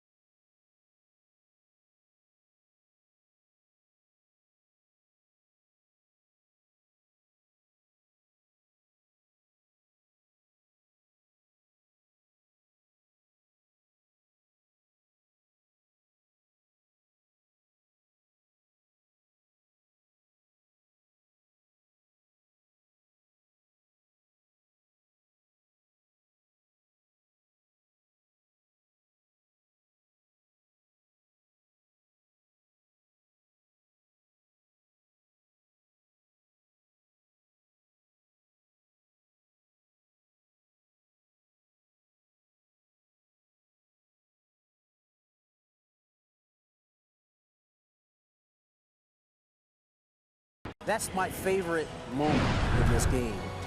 It was unbelievable. To be the last guy standing out there with Ted Williams as he threw out the first pitch was the best. And I hope that 20 years from now, somebody will be talking about me in the same vein as I'm talking about Ted Williams. Well, time for great moments in All-Star history, brought to you by Geico. Of course, that was 1999 when Ted Williams returned to Fenway Park and Tony Gwynn was there alongside the All-Star game at Fenway Park. Magical moment, really, for all time. No question about it, and just obviously it goes without saying what a huge void it is not having Tony here with us. And he was just quoted as saying, I hope 20 years from now, well, Tony, it's going to be 20, 40, 60, 80. His legacy is going to live on for forever. A long, long time. Forever. Thank you. Two of the greatest hitters in baseball history, right there together. I had the pleasure of being in a conversation with Ted and Tony. It was amazing. Ted was ripping into Tony, telling him anybody can take an inside fastball and pull your hands in and hit it the other way. History was made on pulling the ball out of the ballpark. What does Tony do the next year? The next year he goes out and hits 22 home runs. That's right. And still hits 370. It was amazing. And then right back to next year taking that same pitch and flipping it to left field. He just had to prove Ted that he could do it.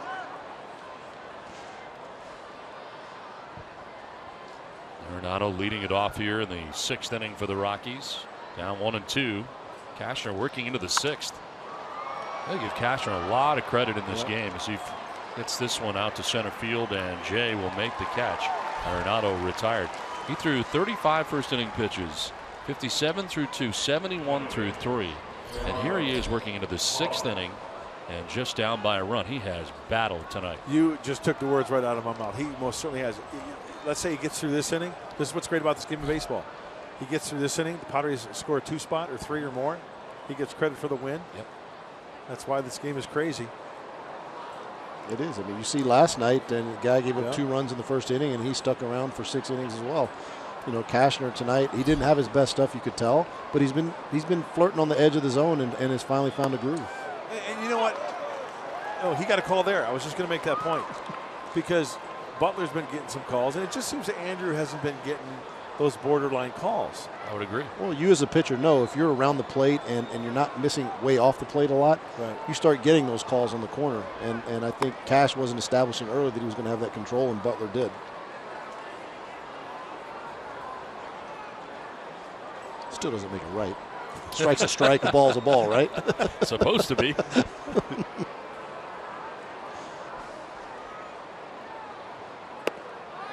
He probably knew that as a hitter as it was going on during the course of the night. The pitcher was getting that call.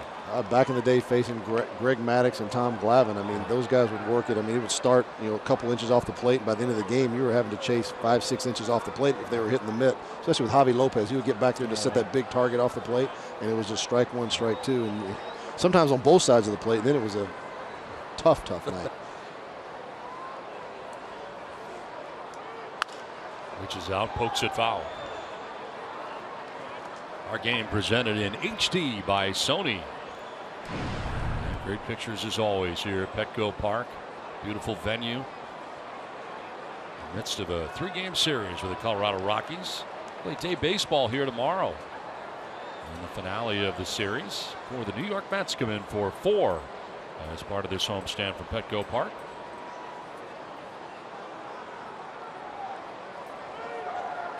Swing and a miss, and Parra goes chasing, and Cashner picks up his 5th strikeout, 2 down.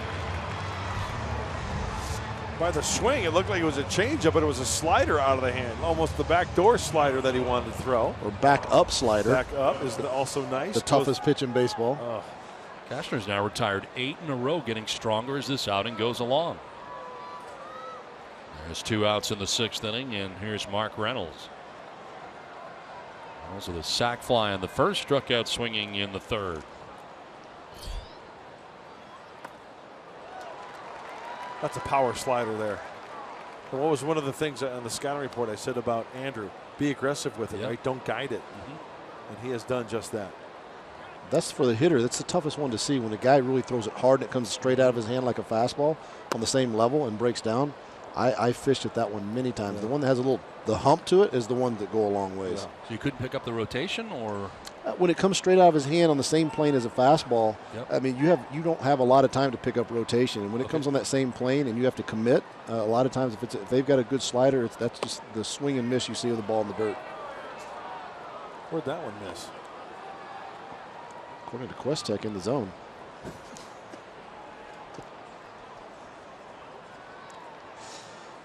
2 down here in the 6th inning. Another close pitch, a little bit low.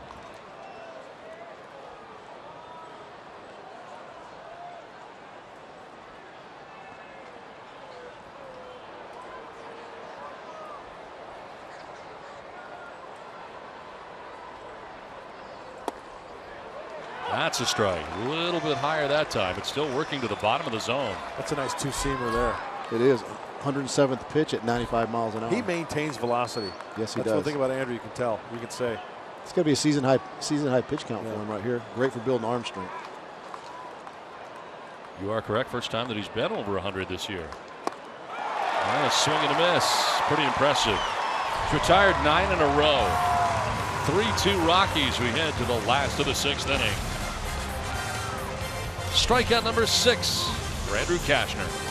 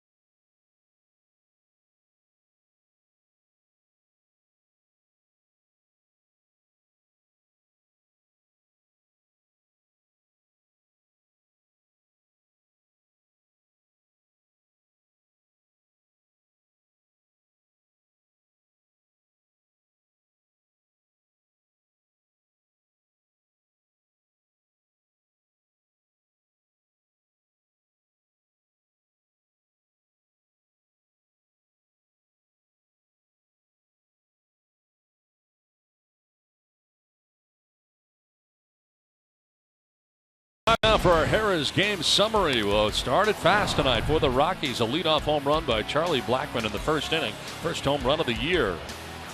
They would score some more in the inning as Trevor Story would come in and a nice grab on a hop out there in center field. But it was 3-0 Rockies when back came the Padres with back-to-back home runs. In the 4th inning, Matt Kemp and Brett Wallace went back-to-back. For Kemp, his 8th. For Wallace, his 1st of the year. And it's brought the Padres back within a run. Alex Dickerson pinch hitting here in the pitcher's spot in the 6th inning. This is a guy that you have seen quite recently, Steve Finley. Yeah, just last weekend. I tell you what, as far as anybody on that club down there in AAA, he was putting the barrel of the bat on the ball consistently, almost every at bat. So a 352 average for him. It's always good when a guy is going good when he is brought up to the major league. It just seems like you're going good there in AAA. You kind of feel like you kind of graduated from that, and here you are. You want to be at your best. Just got to calm the nerves a little bit right now. Line and caught a hot shot with a shift on at Story, the shortstop. And the same story for him in AAA. Every out he made was just like that, and then base hits to the gaps everywhere. I'm just glad he reacted to that ball the way he did after Butler went sliders down in the dirt, and Dickerson stays on this ball nicely and smokes it. Nothing you could do there. Keep swinging. They're not supposed to be a guy playing up the middle like that. I hate the shifts. So a 2-seamer in, boy, he gets his hands through. Look at that ball almost knuckling off the bat there. That means he's squaring it up.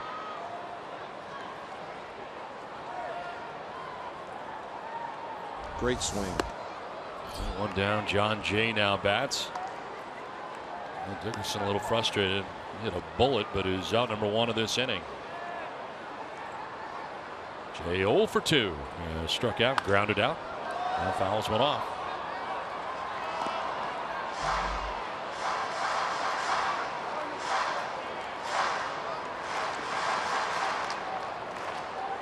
Now Kashner very impressive tonight. Ended up with 108 pitches. Tired the last 9 that he faced. With the pitch, he'll head down to first base. That is called taking one for the team. He didn't budge. Hey, that's a good point, Steve Finley, because I ask you, as a hitter, especially when you get hit in the feet, you know, you're committing. You're watching the pitch coming in. Okay, the foot is down. Now, it's tough to get out of the way of those because your weight is set and you're trying to, right? I found a way to get out of the way of a lot really? of them. Yeah, a lot of times with 2 strikes, too, and I was really mad that I got out of the way because just let it hit you and go to first. But some guys, especially a leadoff hitter, John Jay's a leadoff hitter, you're trying to get on base any way you can, and that's a part of your game. I see a lot of guys just staying put. Right. I had a hard time doing it, but I think it's an art. Yeah. He had him 0-2, so great for San Diego. Thank you.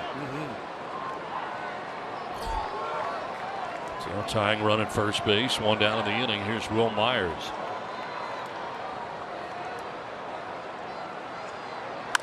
Myers rips this, a fair ball down the left field line. He's going to head towards the corner. Parr going to get it. Meanwhile, Jay coming around from first base. He will tie this game. Myers gets back to the bag at second, and we're tied at 3.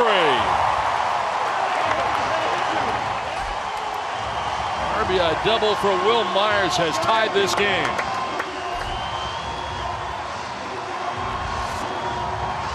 Hey, third time around, and it seems like Butler, the pitches just are a little bit flat this time around. That ball on the inner half, no chance for Arenado, playing off the line. And I'm glad it didn't hit that section. Yes. That little section out there where it darts out, where the ball girl sits.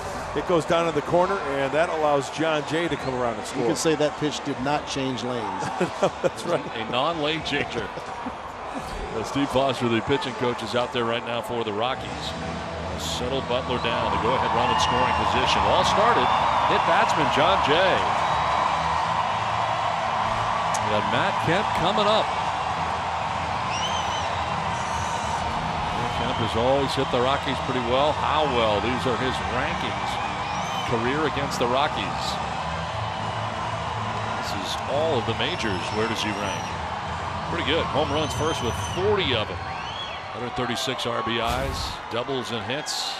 It's a pretty good season right there. Yeah, of course, being in the same division with the Dodgers and the Padres and playing them 3 at LA and San Diego and in Colorado every year. Those are some big-time numbers. Wow, he's a superhero hit tonight. Yeah.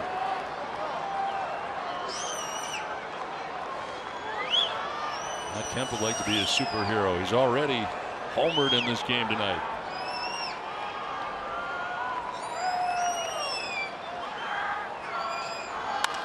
On the ground and to his left, picking at his Story, the throw off balance and in time to get Kemp.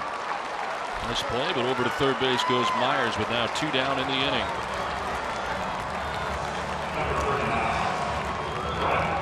So Kemp retired, and we'll bring up Brett Wallace.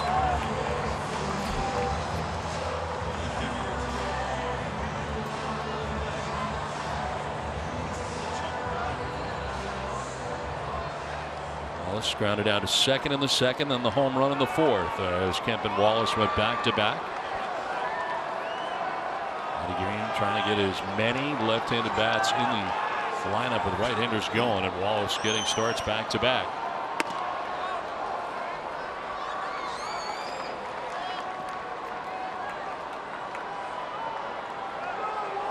Go-ahead run 90 feet away with 2 outs here in the 6th inning. And any ball that gets away from the catcher right now, Myers can get a big lead with Arenado way off the bag. Watch for the snap throw. Back in the 4th inning. First home run of the year for Brett Wallace. A line drive home run out of here.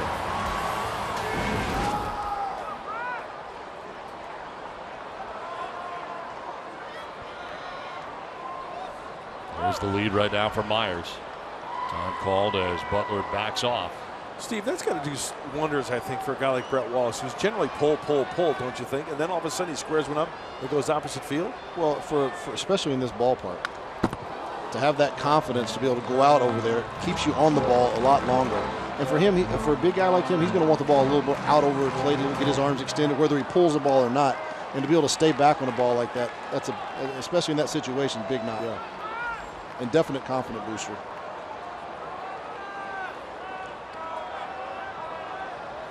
Myers at third base, 2 down here in the 6th inning. Padres have just tied it up now, looking for the lead. Wallace fights it off. 95, and that was up. Love the games that Arenado's playing with Myers over there at third base. He's trying to cheat in, come over there a little bit.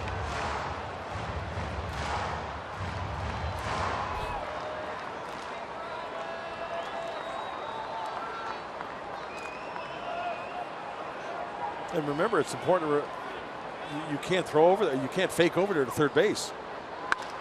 In the air to left field, down the line towards the corner. Parra towards the corner. It is off the wall.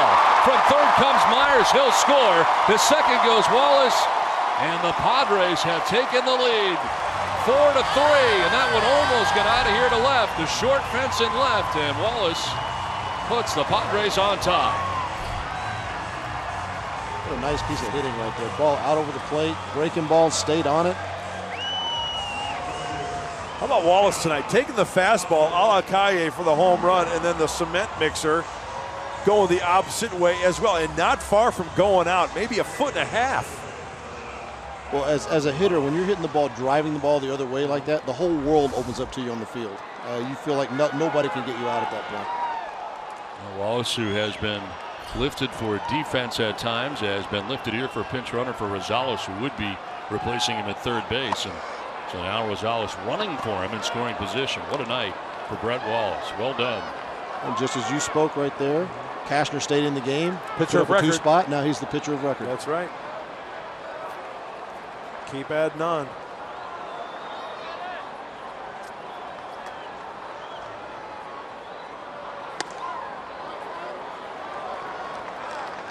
They're behind 2-0. There's Quackenbush. Looks like he'll be coming in the top of the 7th inning. It'll be the bottom third expected for the Rockies in the inning.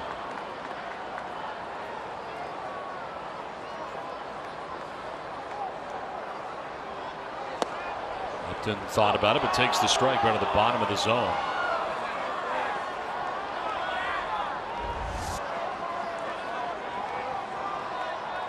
Sticking around, rooting for his teammates. I love that. A lot of pitchers are just taking it into the clubhouse and relaxing in the trainer's room, maybe on the couch or something. No, he's on the top railing rooting on his teammates. I love it. Hey, you can go get ice whenever. Sure. Yeah.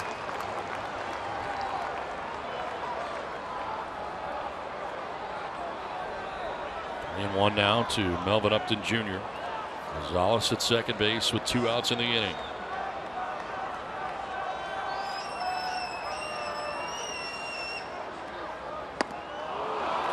Full count now. Pretty good rip there.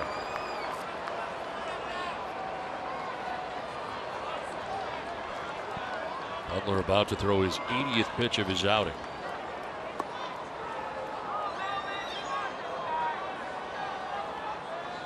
Started the game by retiring the first 11 Padres that he faced. Well, Upton has been getting a heavy dose of sliders away. He'll take ball 4 and head down to first base. First walk tonight given up by Butler.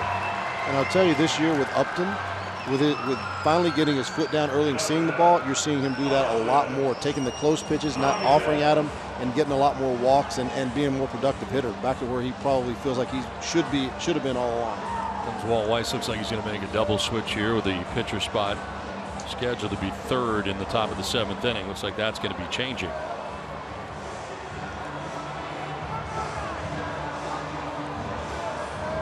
Looks like Miller will be coming in here for the Rockies. So that is the game for Eddie Butler, who pitched well here, but the Padres get to him in the 4th and again in the 6th to take the lead right now on top 4-3.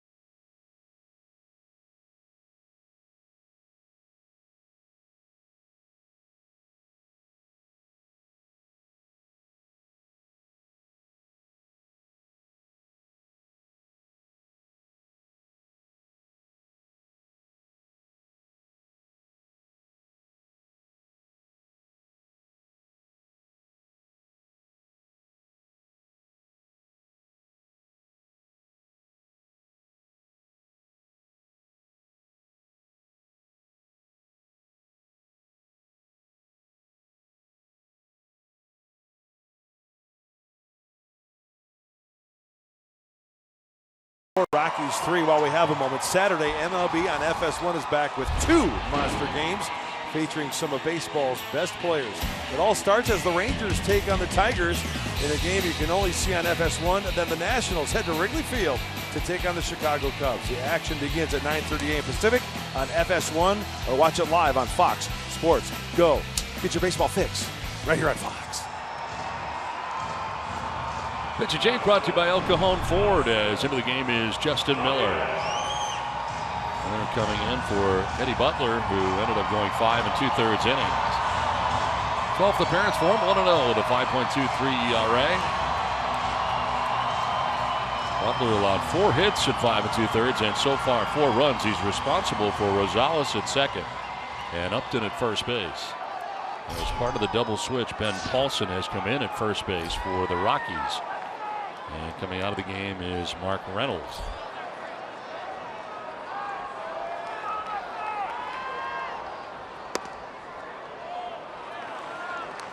There is Paulson now taking it first. He'll bat third when the Rockies come to bat in the top of the 7th inning.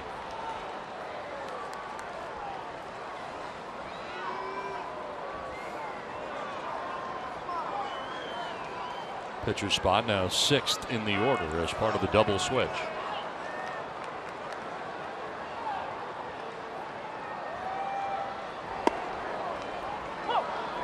Well, Justin Miller, 3-pitch pitcher, fastball, slider, changeup. Kind of relies heavily on that fastball that averages about 94. We just saw a 4-seamer there, pretty straight. And I know, Steve Finley, you like the straight fastball no matter how hard it's thrown. I like them when they don't change lanes. That's for sure. Straight as a string. Those tip to go a lot further. Yes, they do.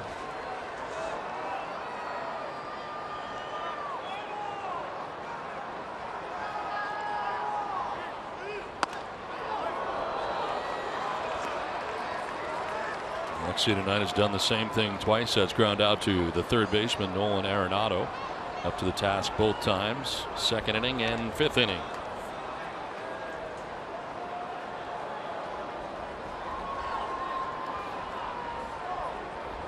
Butler responsible for Rosales at second, Upton at first. Cashner, the pitcher of record right now. Ramirez may have gone. He did. We checked with Brian Knight, who said he offered.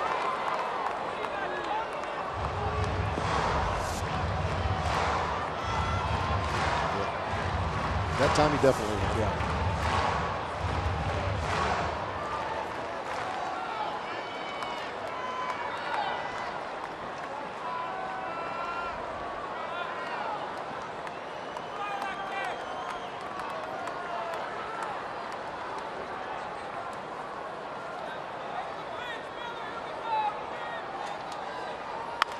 On the ground, foul. Do it again, 2-2.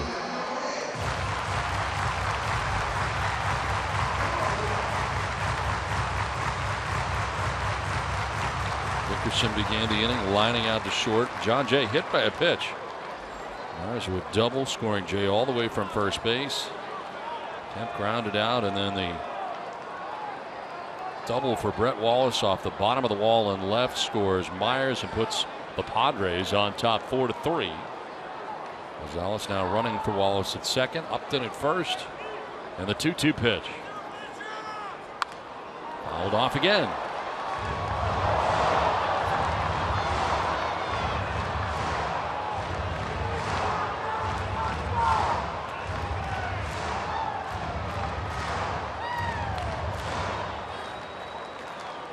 Weiss's Rockies had a 3-0 lead. They now trail by a run.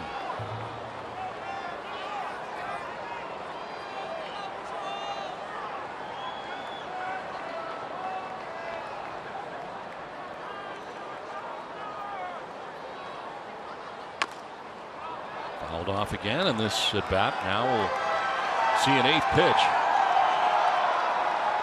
Well, he's been doing this a lot this year, really going up to the plate, battling and battling and battling, and then just stick his bat out and fillet one out to the outfield. He's such a good athlete at the plate, good athlete in the field.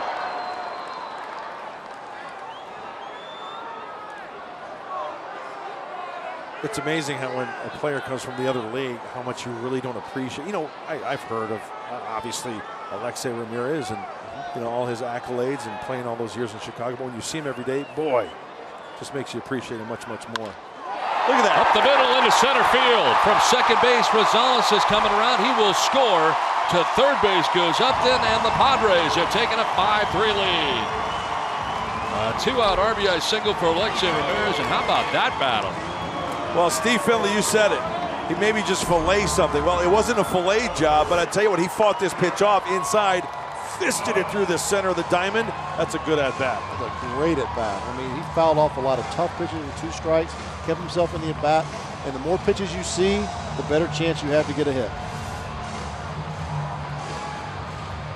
And those pitches he fouled off, guys, those were sliders like down and away, and he tried to challenge him, change the spot on the inside part of the plate. It amazes me how hitters can be so quick to a pitch like that after sliders down and away. That's an art to be able to foul pitches off. Yeah. I had a curse. I put those in play. Quick check at first base, and Ramirez back to the bag.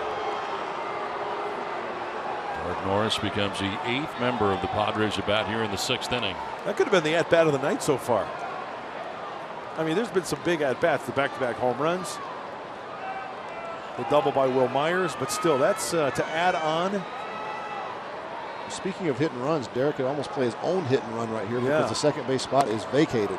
Oh, look at that area right there, as Steve Finley was mentioning. We're talking about the 3 infielders, heavy on the left side.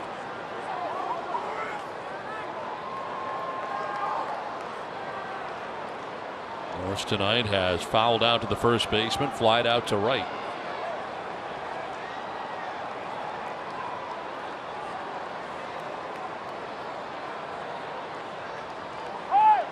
Time called very late. And falling through the delivery is Miller.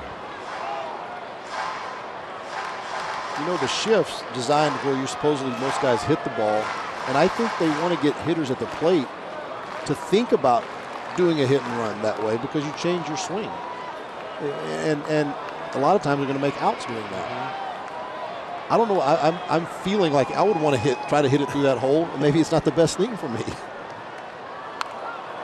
That was a hanger there.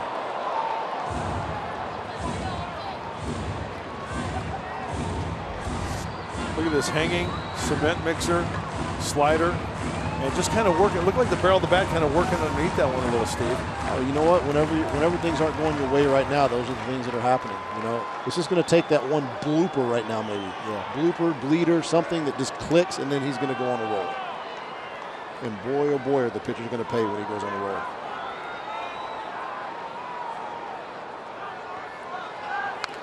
Norris fouls it off to the right. And it's up here at 0-2.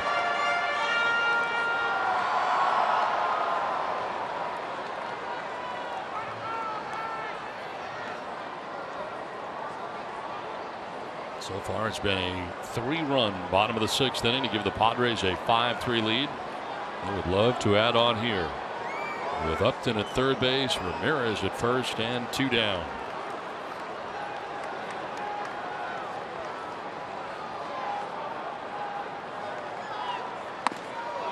Norris lays off. Fastball up that time.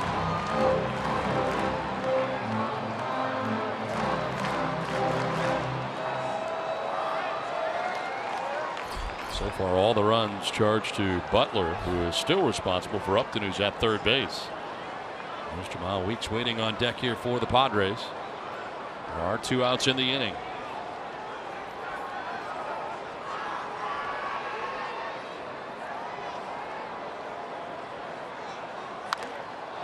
Foul down the right field line.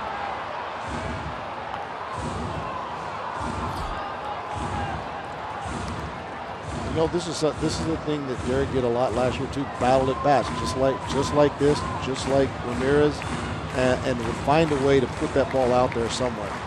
Steve, you mentioned the barrel kind of dragging, working underneath. How does a hitter correct that? There's so many different ways. I mean, sometimes it's your timing. Sometimes your front side's pulling off just a little bit. You can make the barrel drop a little. Got it. A lot of different fixes. Ooh. One of the best fixes, though, is swinging at good quality pitches. Sometimes if you're chasing pitches out of the zone and you can't help but have your barrel just a little bit underneath it. Right now, He'll do anything to get a hit, get that ball, touch that outfield grass. Doesn't matter what his swing looks like.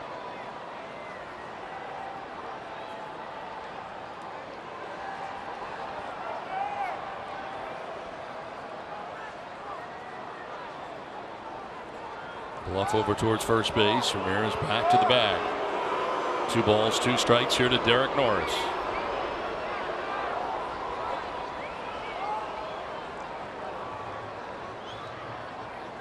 See Walt Weiss on the bench there in the background, positioning DJ LeMahieu now on the first base side of second base. Runner goes at first, a swing and a miss, and Norris strikes out to end the inning. But the damage done as the Padres were able to score 3 times in the inning. Some big hits during the inning.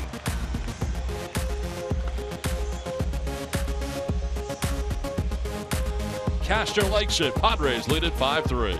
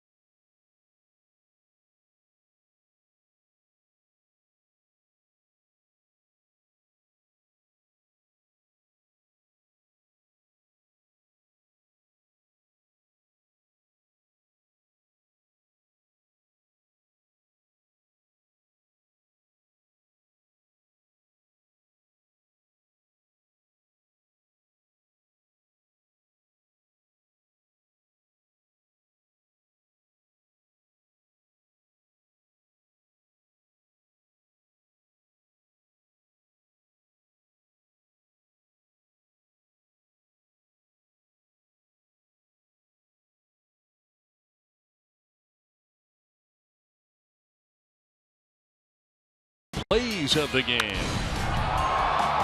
Back-to-back home runs for the Padres. A part of a 2-run 4th inning. Matt Kemp first, then Brett Wallace.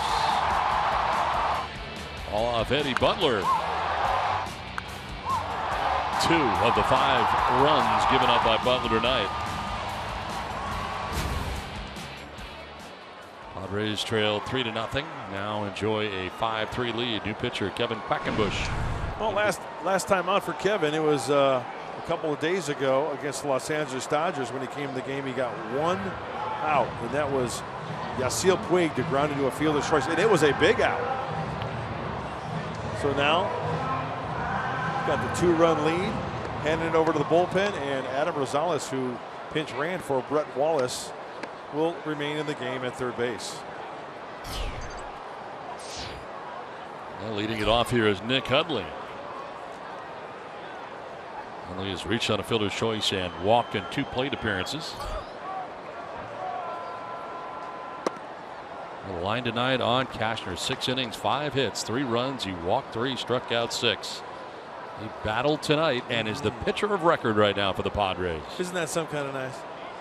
Very nice. That's why you should always battle like it's nothing. If you throw a ton of pitches, you could be winning 2-0. You have to battle each and every pitch, each and every inning. And Andrew Cashner did just that tonight.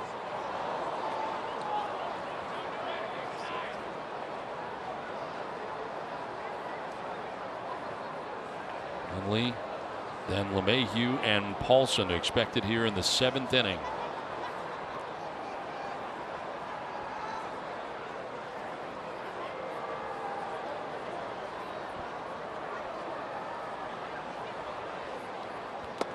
Swing and a miss, and kind of an emergency swing there. Yeah. Right hand up in the pen, the left-hander.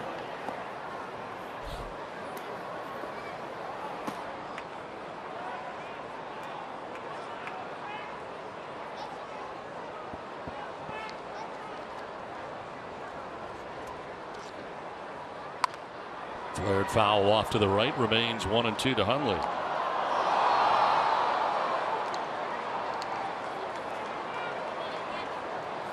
Hundley, 32 years of age, looking to the big leagues with the Padres back in 2008.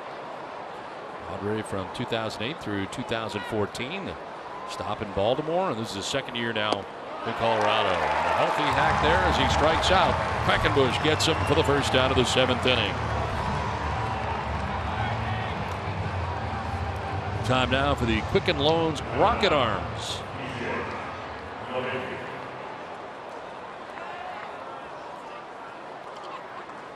No strikeouts in the National League bullpens, and the Padres with 82. Phillies at the top of the list with 94. Oh, light the candle, right? Lift off, rocket arms. Look out. Nothing wrong with that. Back him off a little bit. Mayhew tonight has walked and scored. Last time up, grounded into a double play. And we mentioned it before the game. Why all the strikeouts? Why in the leaders, the top 6? Because, and we say it all the time, getting ahead, wiping them out with their secondary pitches. You know, Kevin Quackenbush is going to top out about 91, but why is he effective when he's on? He gets ahead. He kind of hides the ball. Ball jumps quickly on the hitters.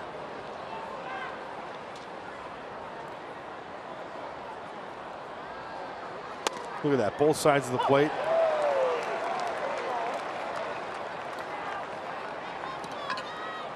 He's not allowed to run in his last 3 outings.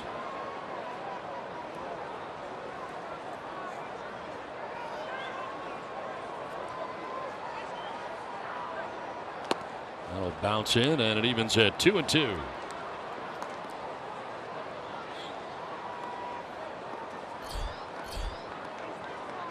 The box score for the Rockies on the night. And now Padres pitching has retired the last 10 Rockies in a row.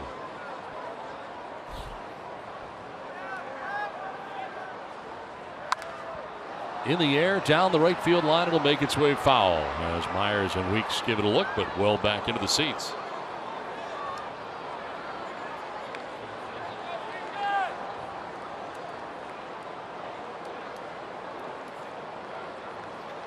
There's a future big leaguer. All decked out. He's got his glove.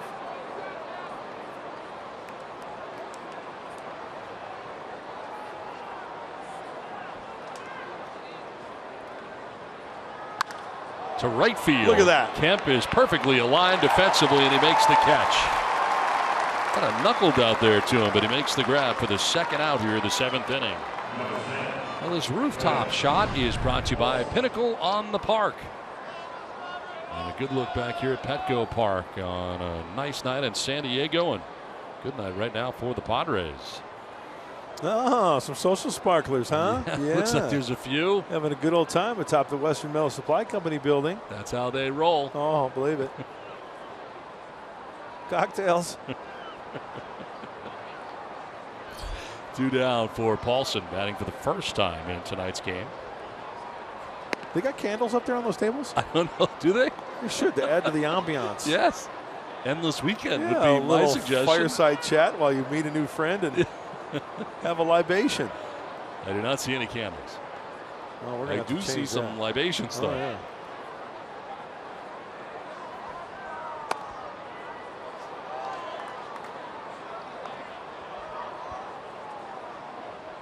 There's the San Diego Beach out in right center field.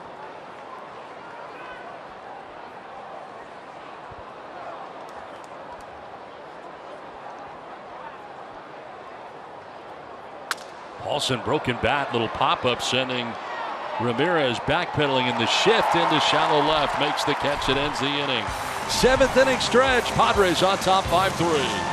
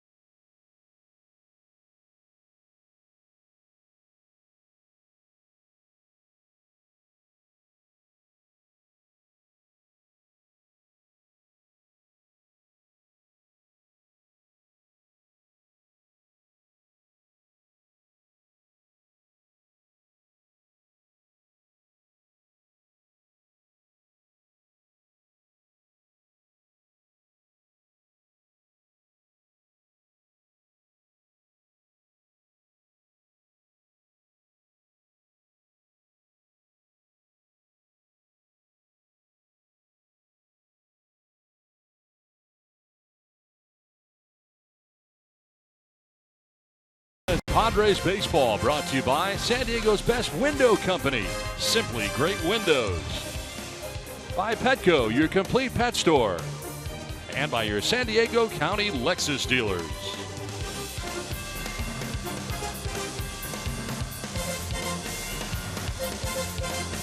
It's been a fun night tonight at Petco Park as the Padres take a 5-3 lead into the bottom of the 7th inning, trying to add on. Jamal Weeks to lead it off here for San Diego. Miller back on the mound again. The starter, Eddie Butler, went 5 2/3, 4 hits, 5 runs. Walked 1, struck out 3, hit a batter. Hit John Jay with 1 out in the 6th inning. That really got the rally started for the Padres. Hey, start another rally with a walk. Not a bad idea. Patient at bats as there's your 8th inning guy, Brandon Maurer.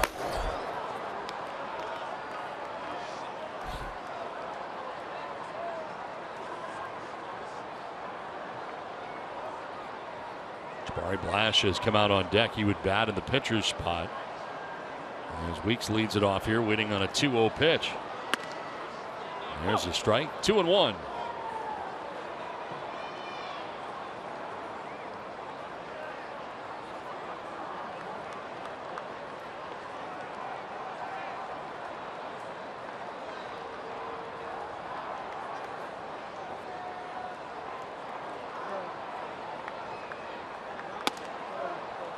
Now 3-1. A little bit high that time to Weeks. There is Jabari Blash waiting on deck.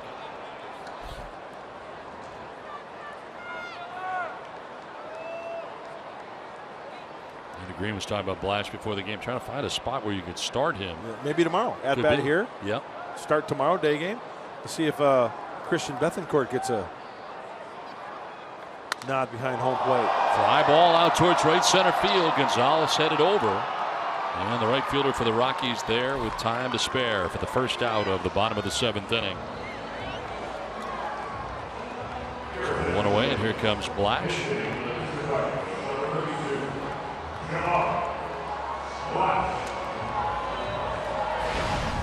Jabari was able to get his first career hit against the Rockies. That was on April 9th. Pinch hit double. You know, some managers will do just that. Pinch hit late.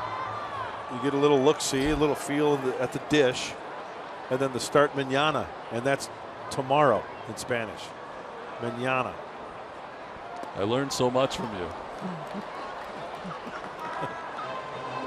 Oh, there's more. Well, where that came from. I know. This guy Will Myers trying to strike up a conversation with somebody. Hey, Skip, did you see that last at bat? I really drove the ball well. I've seen the ball really well. And he's kind of sort of listening, but he's busy. Right. I mean, he's managing. There's a ground ball to check swing, softly hit. It is picked by Paulson, who applied the tag on the way by for the second out. So Blash on a check swing, couldn't hold up, and rounds out to first base, 2 down. Bring up John Jay.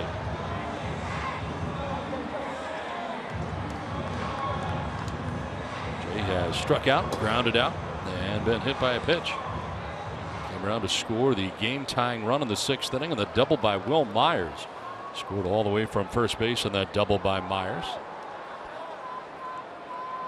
Don, you know what's been fun recently, and I know there's still a couple innings left, but we talked about it yesterday in our pregame and our game open a couple of times, how now that we're into May,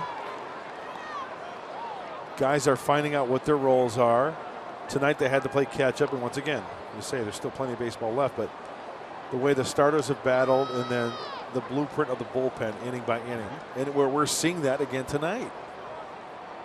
You got Quackenbush out there. He got his guys. You got Maurer warming up with the lead in the 8th. Hopefully the Padres add on here, but we've seen Buchter work out of in the same situation in the 7th, and they're going over hitters right now.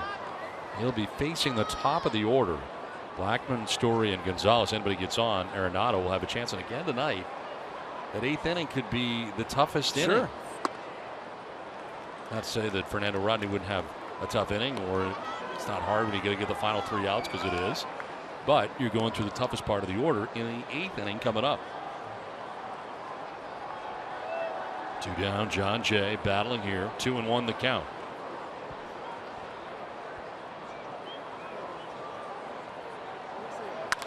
Line to right. This will get down and head towards the corner. Jay is headed for 2 as Gonzalez will dig it out. And John Jay has got a 2-out double.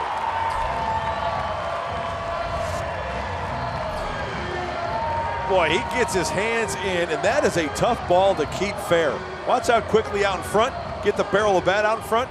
Keeps it square so it stays fair. He doesn't hook it. And that's a double in any ballpark. That's a good at-bat by John Jay.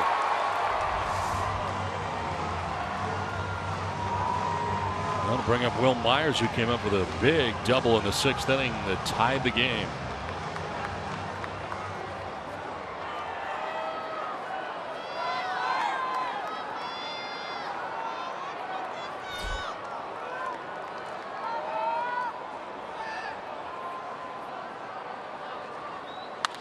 Line into left field, a base hit. Let's see if they're going to send Jay. They will. A little bobble out there by Parra. And in to score without a problem is Jay, and the Padres take a 6-3 lead. Oh, Will Myers driving in another run, his 2nd of the night. The last 2 at-bats, Will Myers has really come through. Hey, the first 2 at-bats, the old 1-3 play, the strikeout looking. Well, it's not how you start, it's how you finish. And a little bit of pressure right there on the outfielders.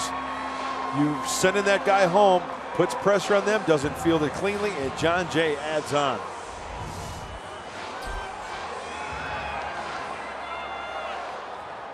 So 6-3, Padres on top. They add a run. Now Matt Kemp standing in.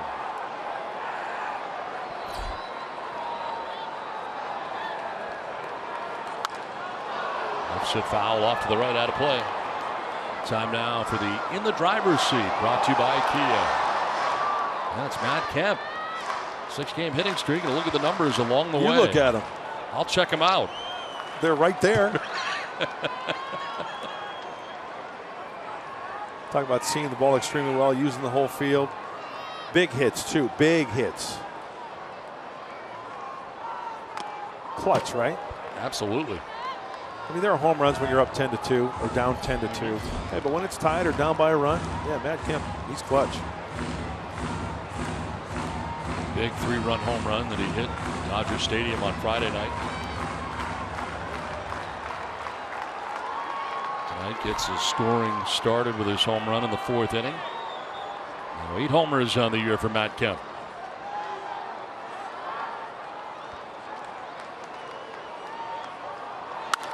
Line to left, and that's going to get in for a hit. Up to second base goes Myers. 2nd hit of the night for Kemp. 3rd straight hit here of the inning for San Diego. When Matt Kemp swings, I hear violins. Almost like when Smokey sings, I hear violins. That's music to your ears, isn't it? The ball off the bat. And Mom likes it. Why not?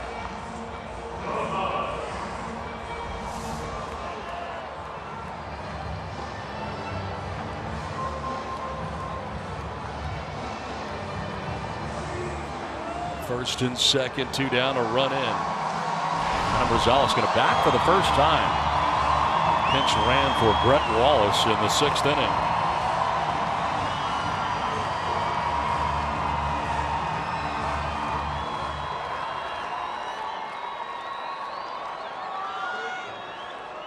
And now the catcher Hundley stepping in front of home plate, reeling off some signs of the infielders. So what he's going to do here on a possible double steal. You got a strange alignment too, because they're shifting on the left side on Rosales. Hey now. To the backhand for Hundley. That's why you need the big secondary lead. Good secondary lead. As you mentioned, Don, 1, 2, and 3 on the left side.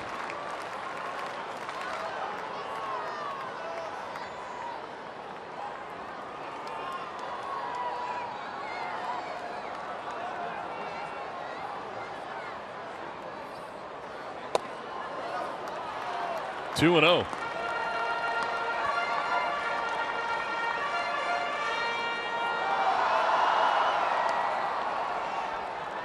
Action in the pen. Oberg, who pitched in last night's game, warming up in the pen now for the Rockies. Miller's run into some trouble here in the 7th inning after getting the first 2 outs pretty quickly. Ooh. There's a strike, and it's 2-1.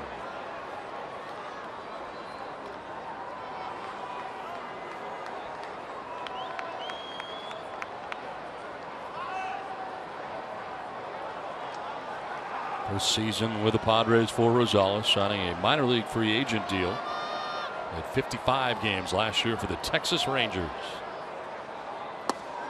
Swing and a miss brings him down to a knee.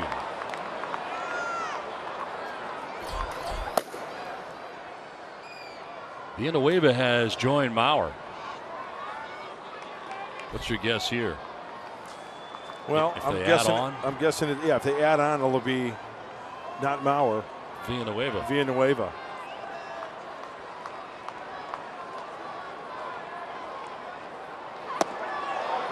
Check swing. Did he go? No.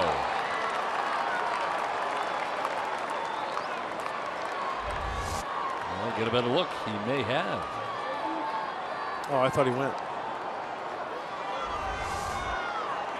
Hey, I got to call him as I see him. Yep. I mean, I love my Pods, don't get me wrong. But I got to call him as I see him. I think they got a break there. See what happens. Myers at second, Kemp at first, 2 down. They'll be on the move. Rosales will take strike 3. Ends the inning with the Padres add a run. They take a 6-3 lead to the 8th inning.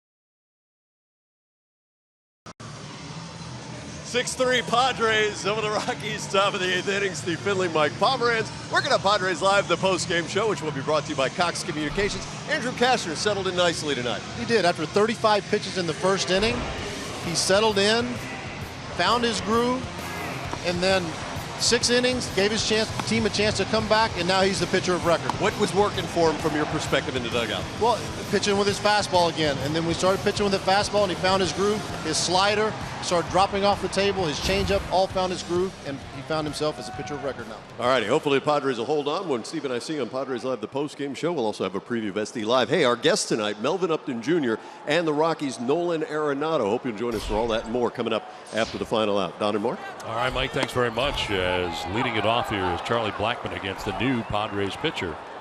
Brandon Mauer into the game. Well, we all know, but you can just throw those numbers out because the way that he's been pitching lately, the 4.97 ERA, that's what early games will do to you when you throw up some crooked numbers from the relief role. Upton over to make the catch for the first out here of the 8th. Let's check in with Julie.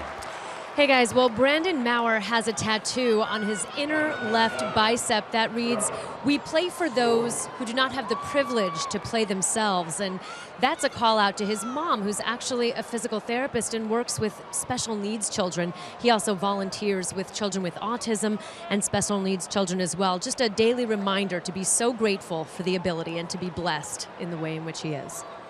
All right, Julie, thank you very much. That's one down here in the 8th. Great Outstanding story. I love that. You know, I love Brandon Maurer from the get-go, but he just went up about 25 notches. Stock just went way up. Yeah, through the roof. And Trevor Story batting here with 1 down in the 8th inning.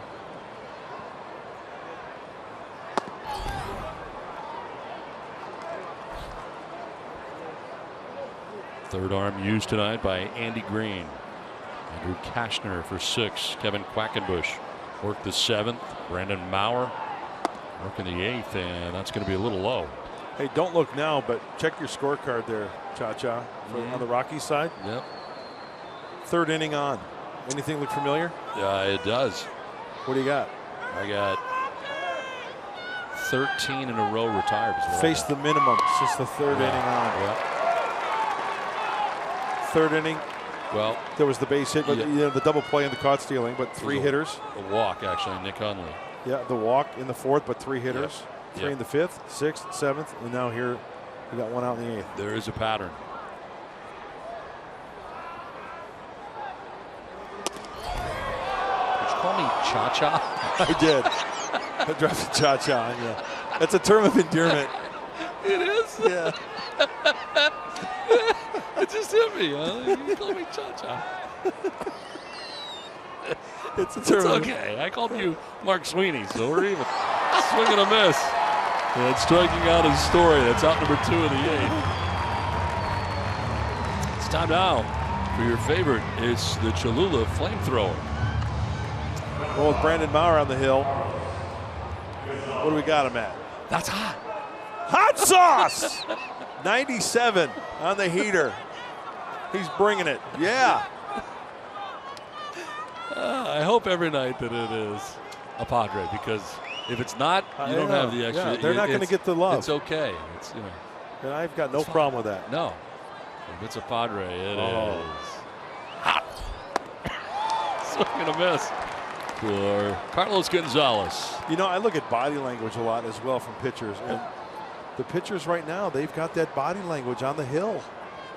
Confidence. They want to take charge. They want to dominate. They want to put away the hitters that they're facing. You know what's important too?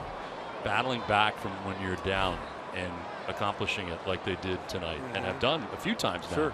In that knowing you can do it. This is what sets up your identity for the rest of the season. No question. Fly ball down the left field line, headed foul. Brandon Maurer mixing in a changeup there to Carlos Gonzalez. And once again, he's got him in the hole, 1-2. Brandon Maurer in that driver's seat. Fastball in, fastball away. On the outside corner. That's 98, yo. Maurer stomps off the mound as we head to the bottom of the 8th inning. Back-to-back Ks. Story and Gonzalez both down by way of the K.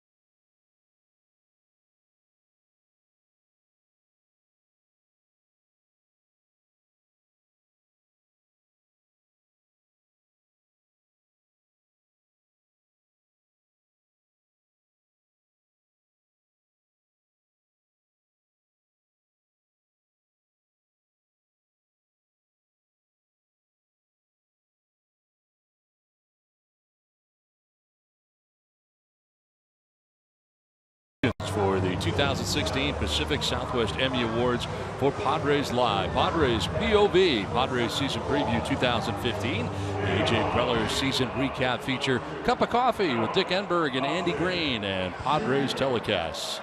Congratulations on all those nominees. Fox Sports San Diego. You know, it's great. That's great programming. Yep. But the people that really need the kudos are behind the scenes. Yep. That Absolutely. make it all work. Wish them the best of luck, as leading it off here is Melvin Upton. Hits it on the ground and quickly through the right side of right field, a base hit. Upton's first hit of the night, second time he's been aboard. Begins this bottom of the 8th inning. That's good at bat, going the other way after the strikeout, the fly out, the walk. Hit sharply, Oberg. Now in there for Colorado. Fastball, slider, curveball, and a change. Used sparingly up until this point, only his 5th game. He's about 94. He got some good live arms out of that Rockies bullpen. Takes over for Justin Miller, the middleman of the 3 arms used tonight by Walt Weiss. Miller went an inning and a third, 4 hits and a run. Struck out 2, did not walk anybody. Alexei Ramirez has grounded out to third twice and singled to center field.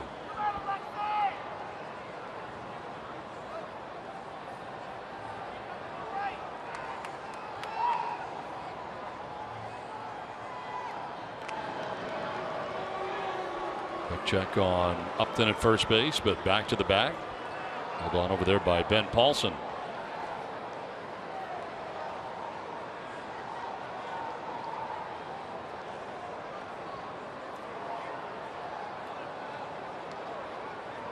Oberg pitched last night, giving up 2 hits in 1 inning, walked a batter.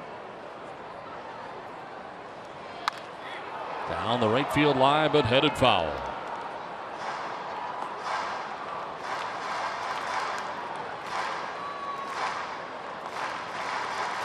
Fernando Rodney getting ready in the pen. Villanueva alongside as well. If the Padres are able to add on, see Villanueva. If it remains a save situation, we'll see Fernando.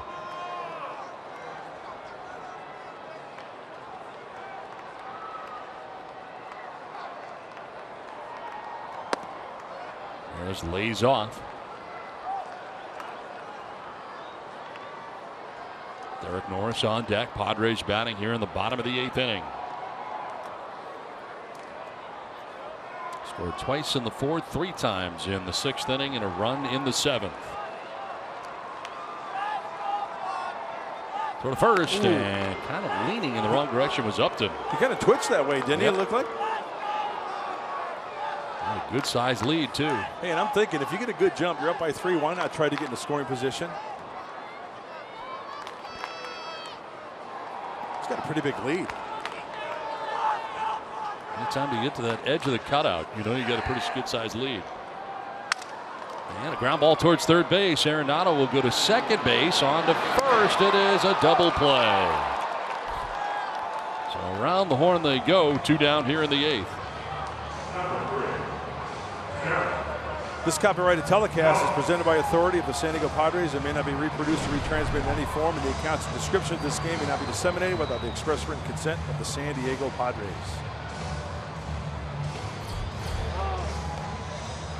Rodney would face Arenado, Parra, and Reynolds, the scheduled batters in the top of the 9th. Notice how after that double play, Fernando Rodney kind of quickened it up a little bit there in that bullpen with 2 outs. I did notice that.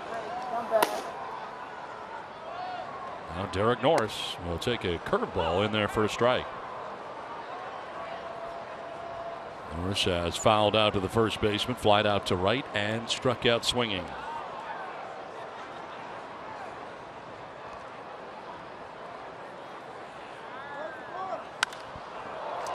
Popped up left side into shallow left, and Parra is coming in. And he'll put it away as the Padres are gone to the 8th. It's on to the 9th. Hey, it is Fernando time when we come back with a 6-3 lead. Padres on top. Closer will be coming in.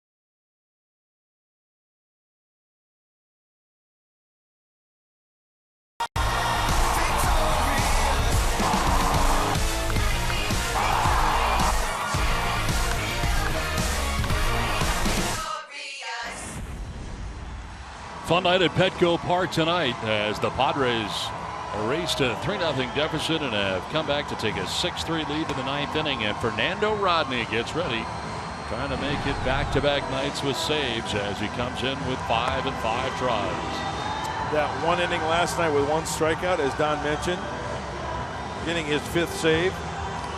Worked 9 1/3 innings to start the year, allowing just 1 unearned run.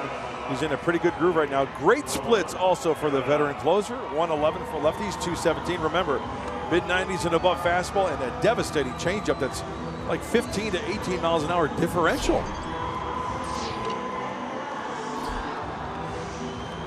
Nolan Arenado will lead it off here for the Rockies in the 9th inning. Arenado's been on twice tonight, a walk and a single before flying out to center field in the 6th inning. Shifting are the Padres on the left side of the infield. They stack it up here against Arenado.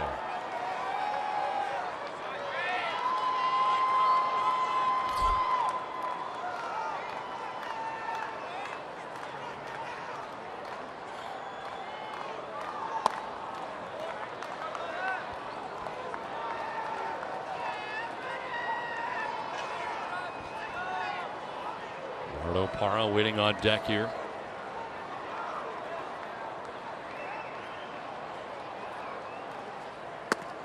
In there for a strike. So far 92, then 91. We've seen the velocity of Fernando kind of creep up, right? First Yes. pitch like 92, then he'll go 94, then he'll get up 96. Jumps ahead here, 1-2.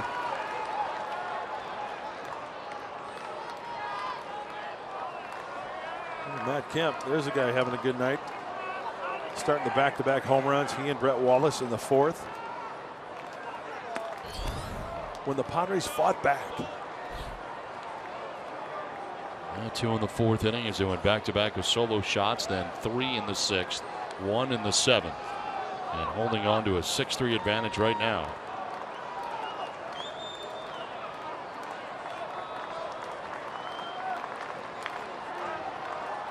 Arenado strikes out. There's your changeup for you right there. Ring that bell, Mark Grant. 1 down in the 9th. Time now for our Carl's Jr. star of the game. Brett Wallace going the other way on a line drive home run. That almost took it out of the yard, but off the base of the wall. And you know we're going to have to keep an eye on as Brett Wallace cruises into the double right there is what Steve Finley mentioned. That could just open a whole new world for a hitter, especially like Brett Wallace, because we know him as the guy that, you know, will pull the ball, the long home run to right field, to right center field. But it'll be interesting to see how Brett Wallace does from this point on after going oppo taco and then double off the wall and left. It is a Tuesday. Bunt bid here by Parra down the third baseline, but it's going to go foul. Looked pretty good off the bat, but it does go foul.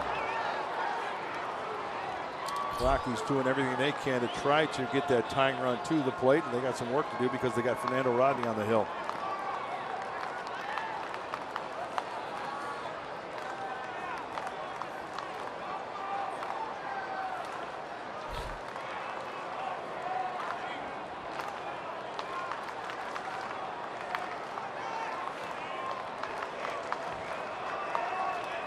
Rodney ahead here 0-2. Already has 1 out of the inning, striking out Arenado.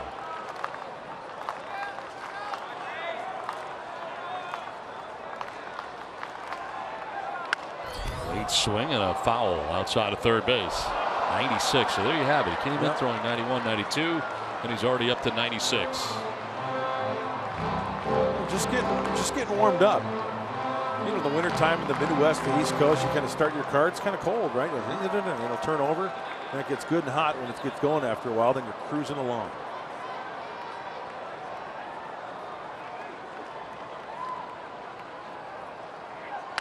On the ground down the first baseline. Guarding the line was Myers. He's got it. He'll tag the bag. 2 down. Right along that line, and Parra ran up over the bag, but Myers was there. two-way in the ninth. 1 step, 2 steps, and a dive. Hit sharply so he can take it himself. And Fernando Rodney over there just in case. Well, Ryan Rayburn going to pinch hit here in the pitcher spot. 2 down in the inning. 20,394 on hand tonight at Petco Park for Game 2 of the series. Rayburn so far this year in 19 games, hitting at .371. Pinch hitting here in the 9th inning. Strike 1.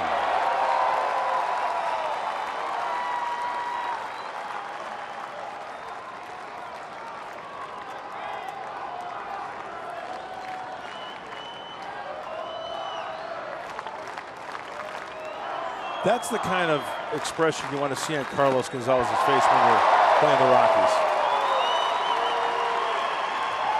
Frustrated. Yep.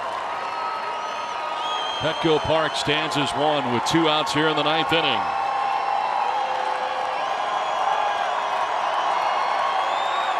Rodney ahead 0-2.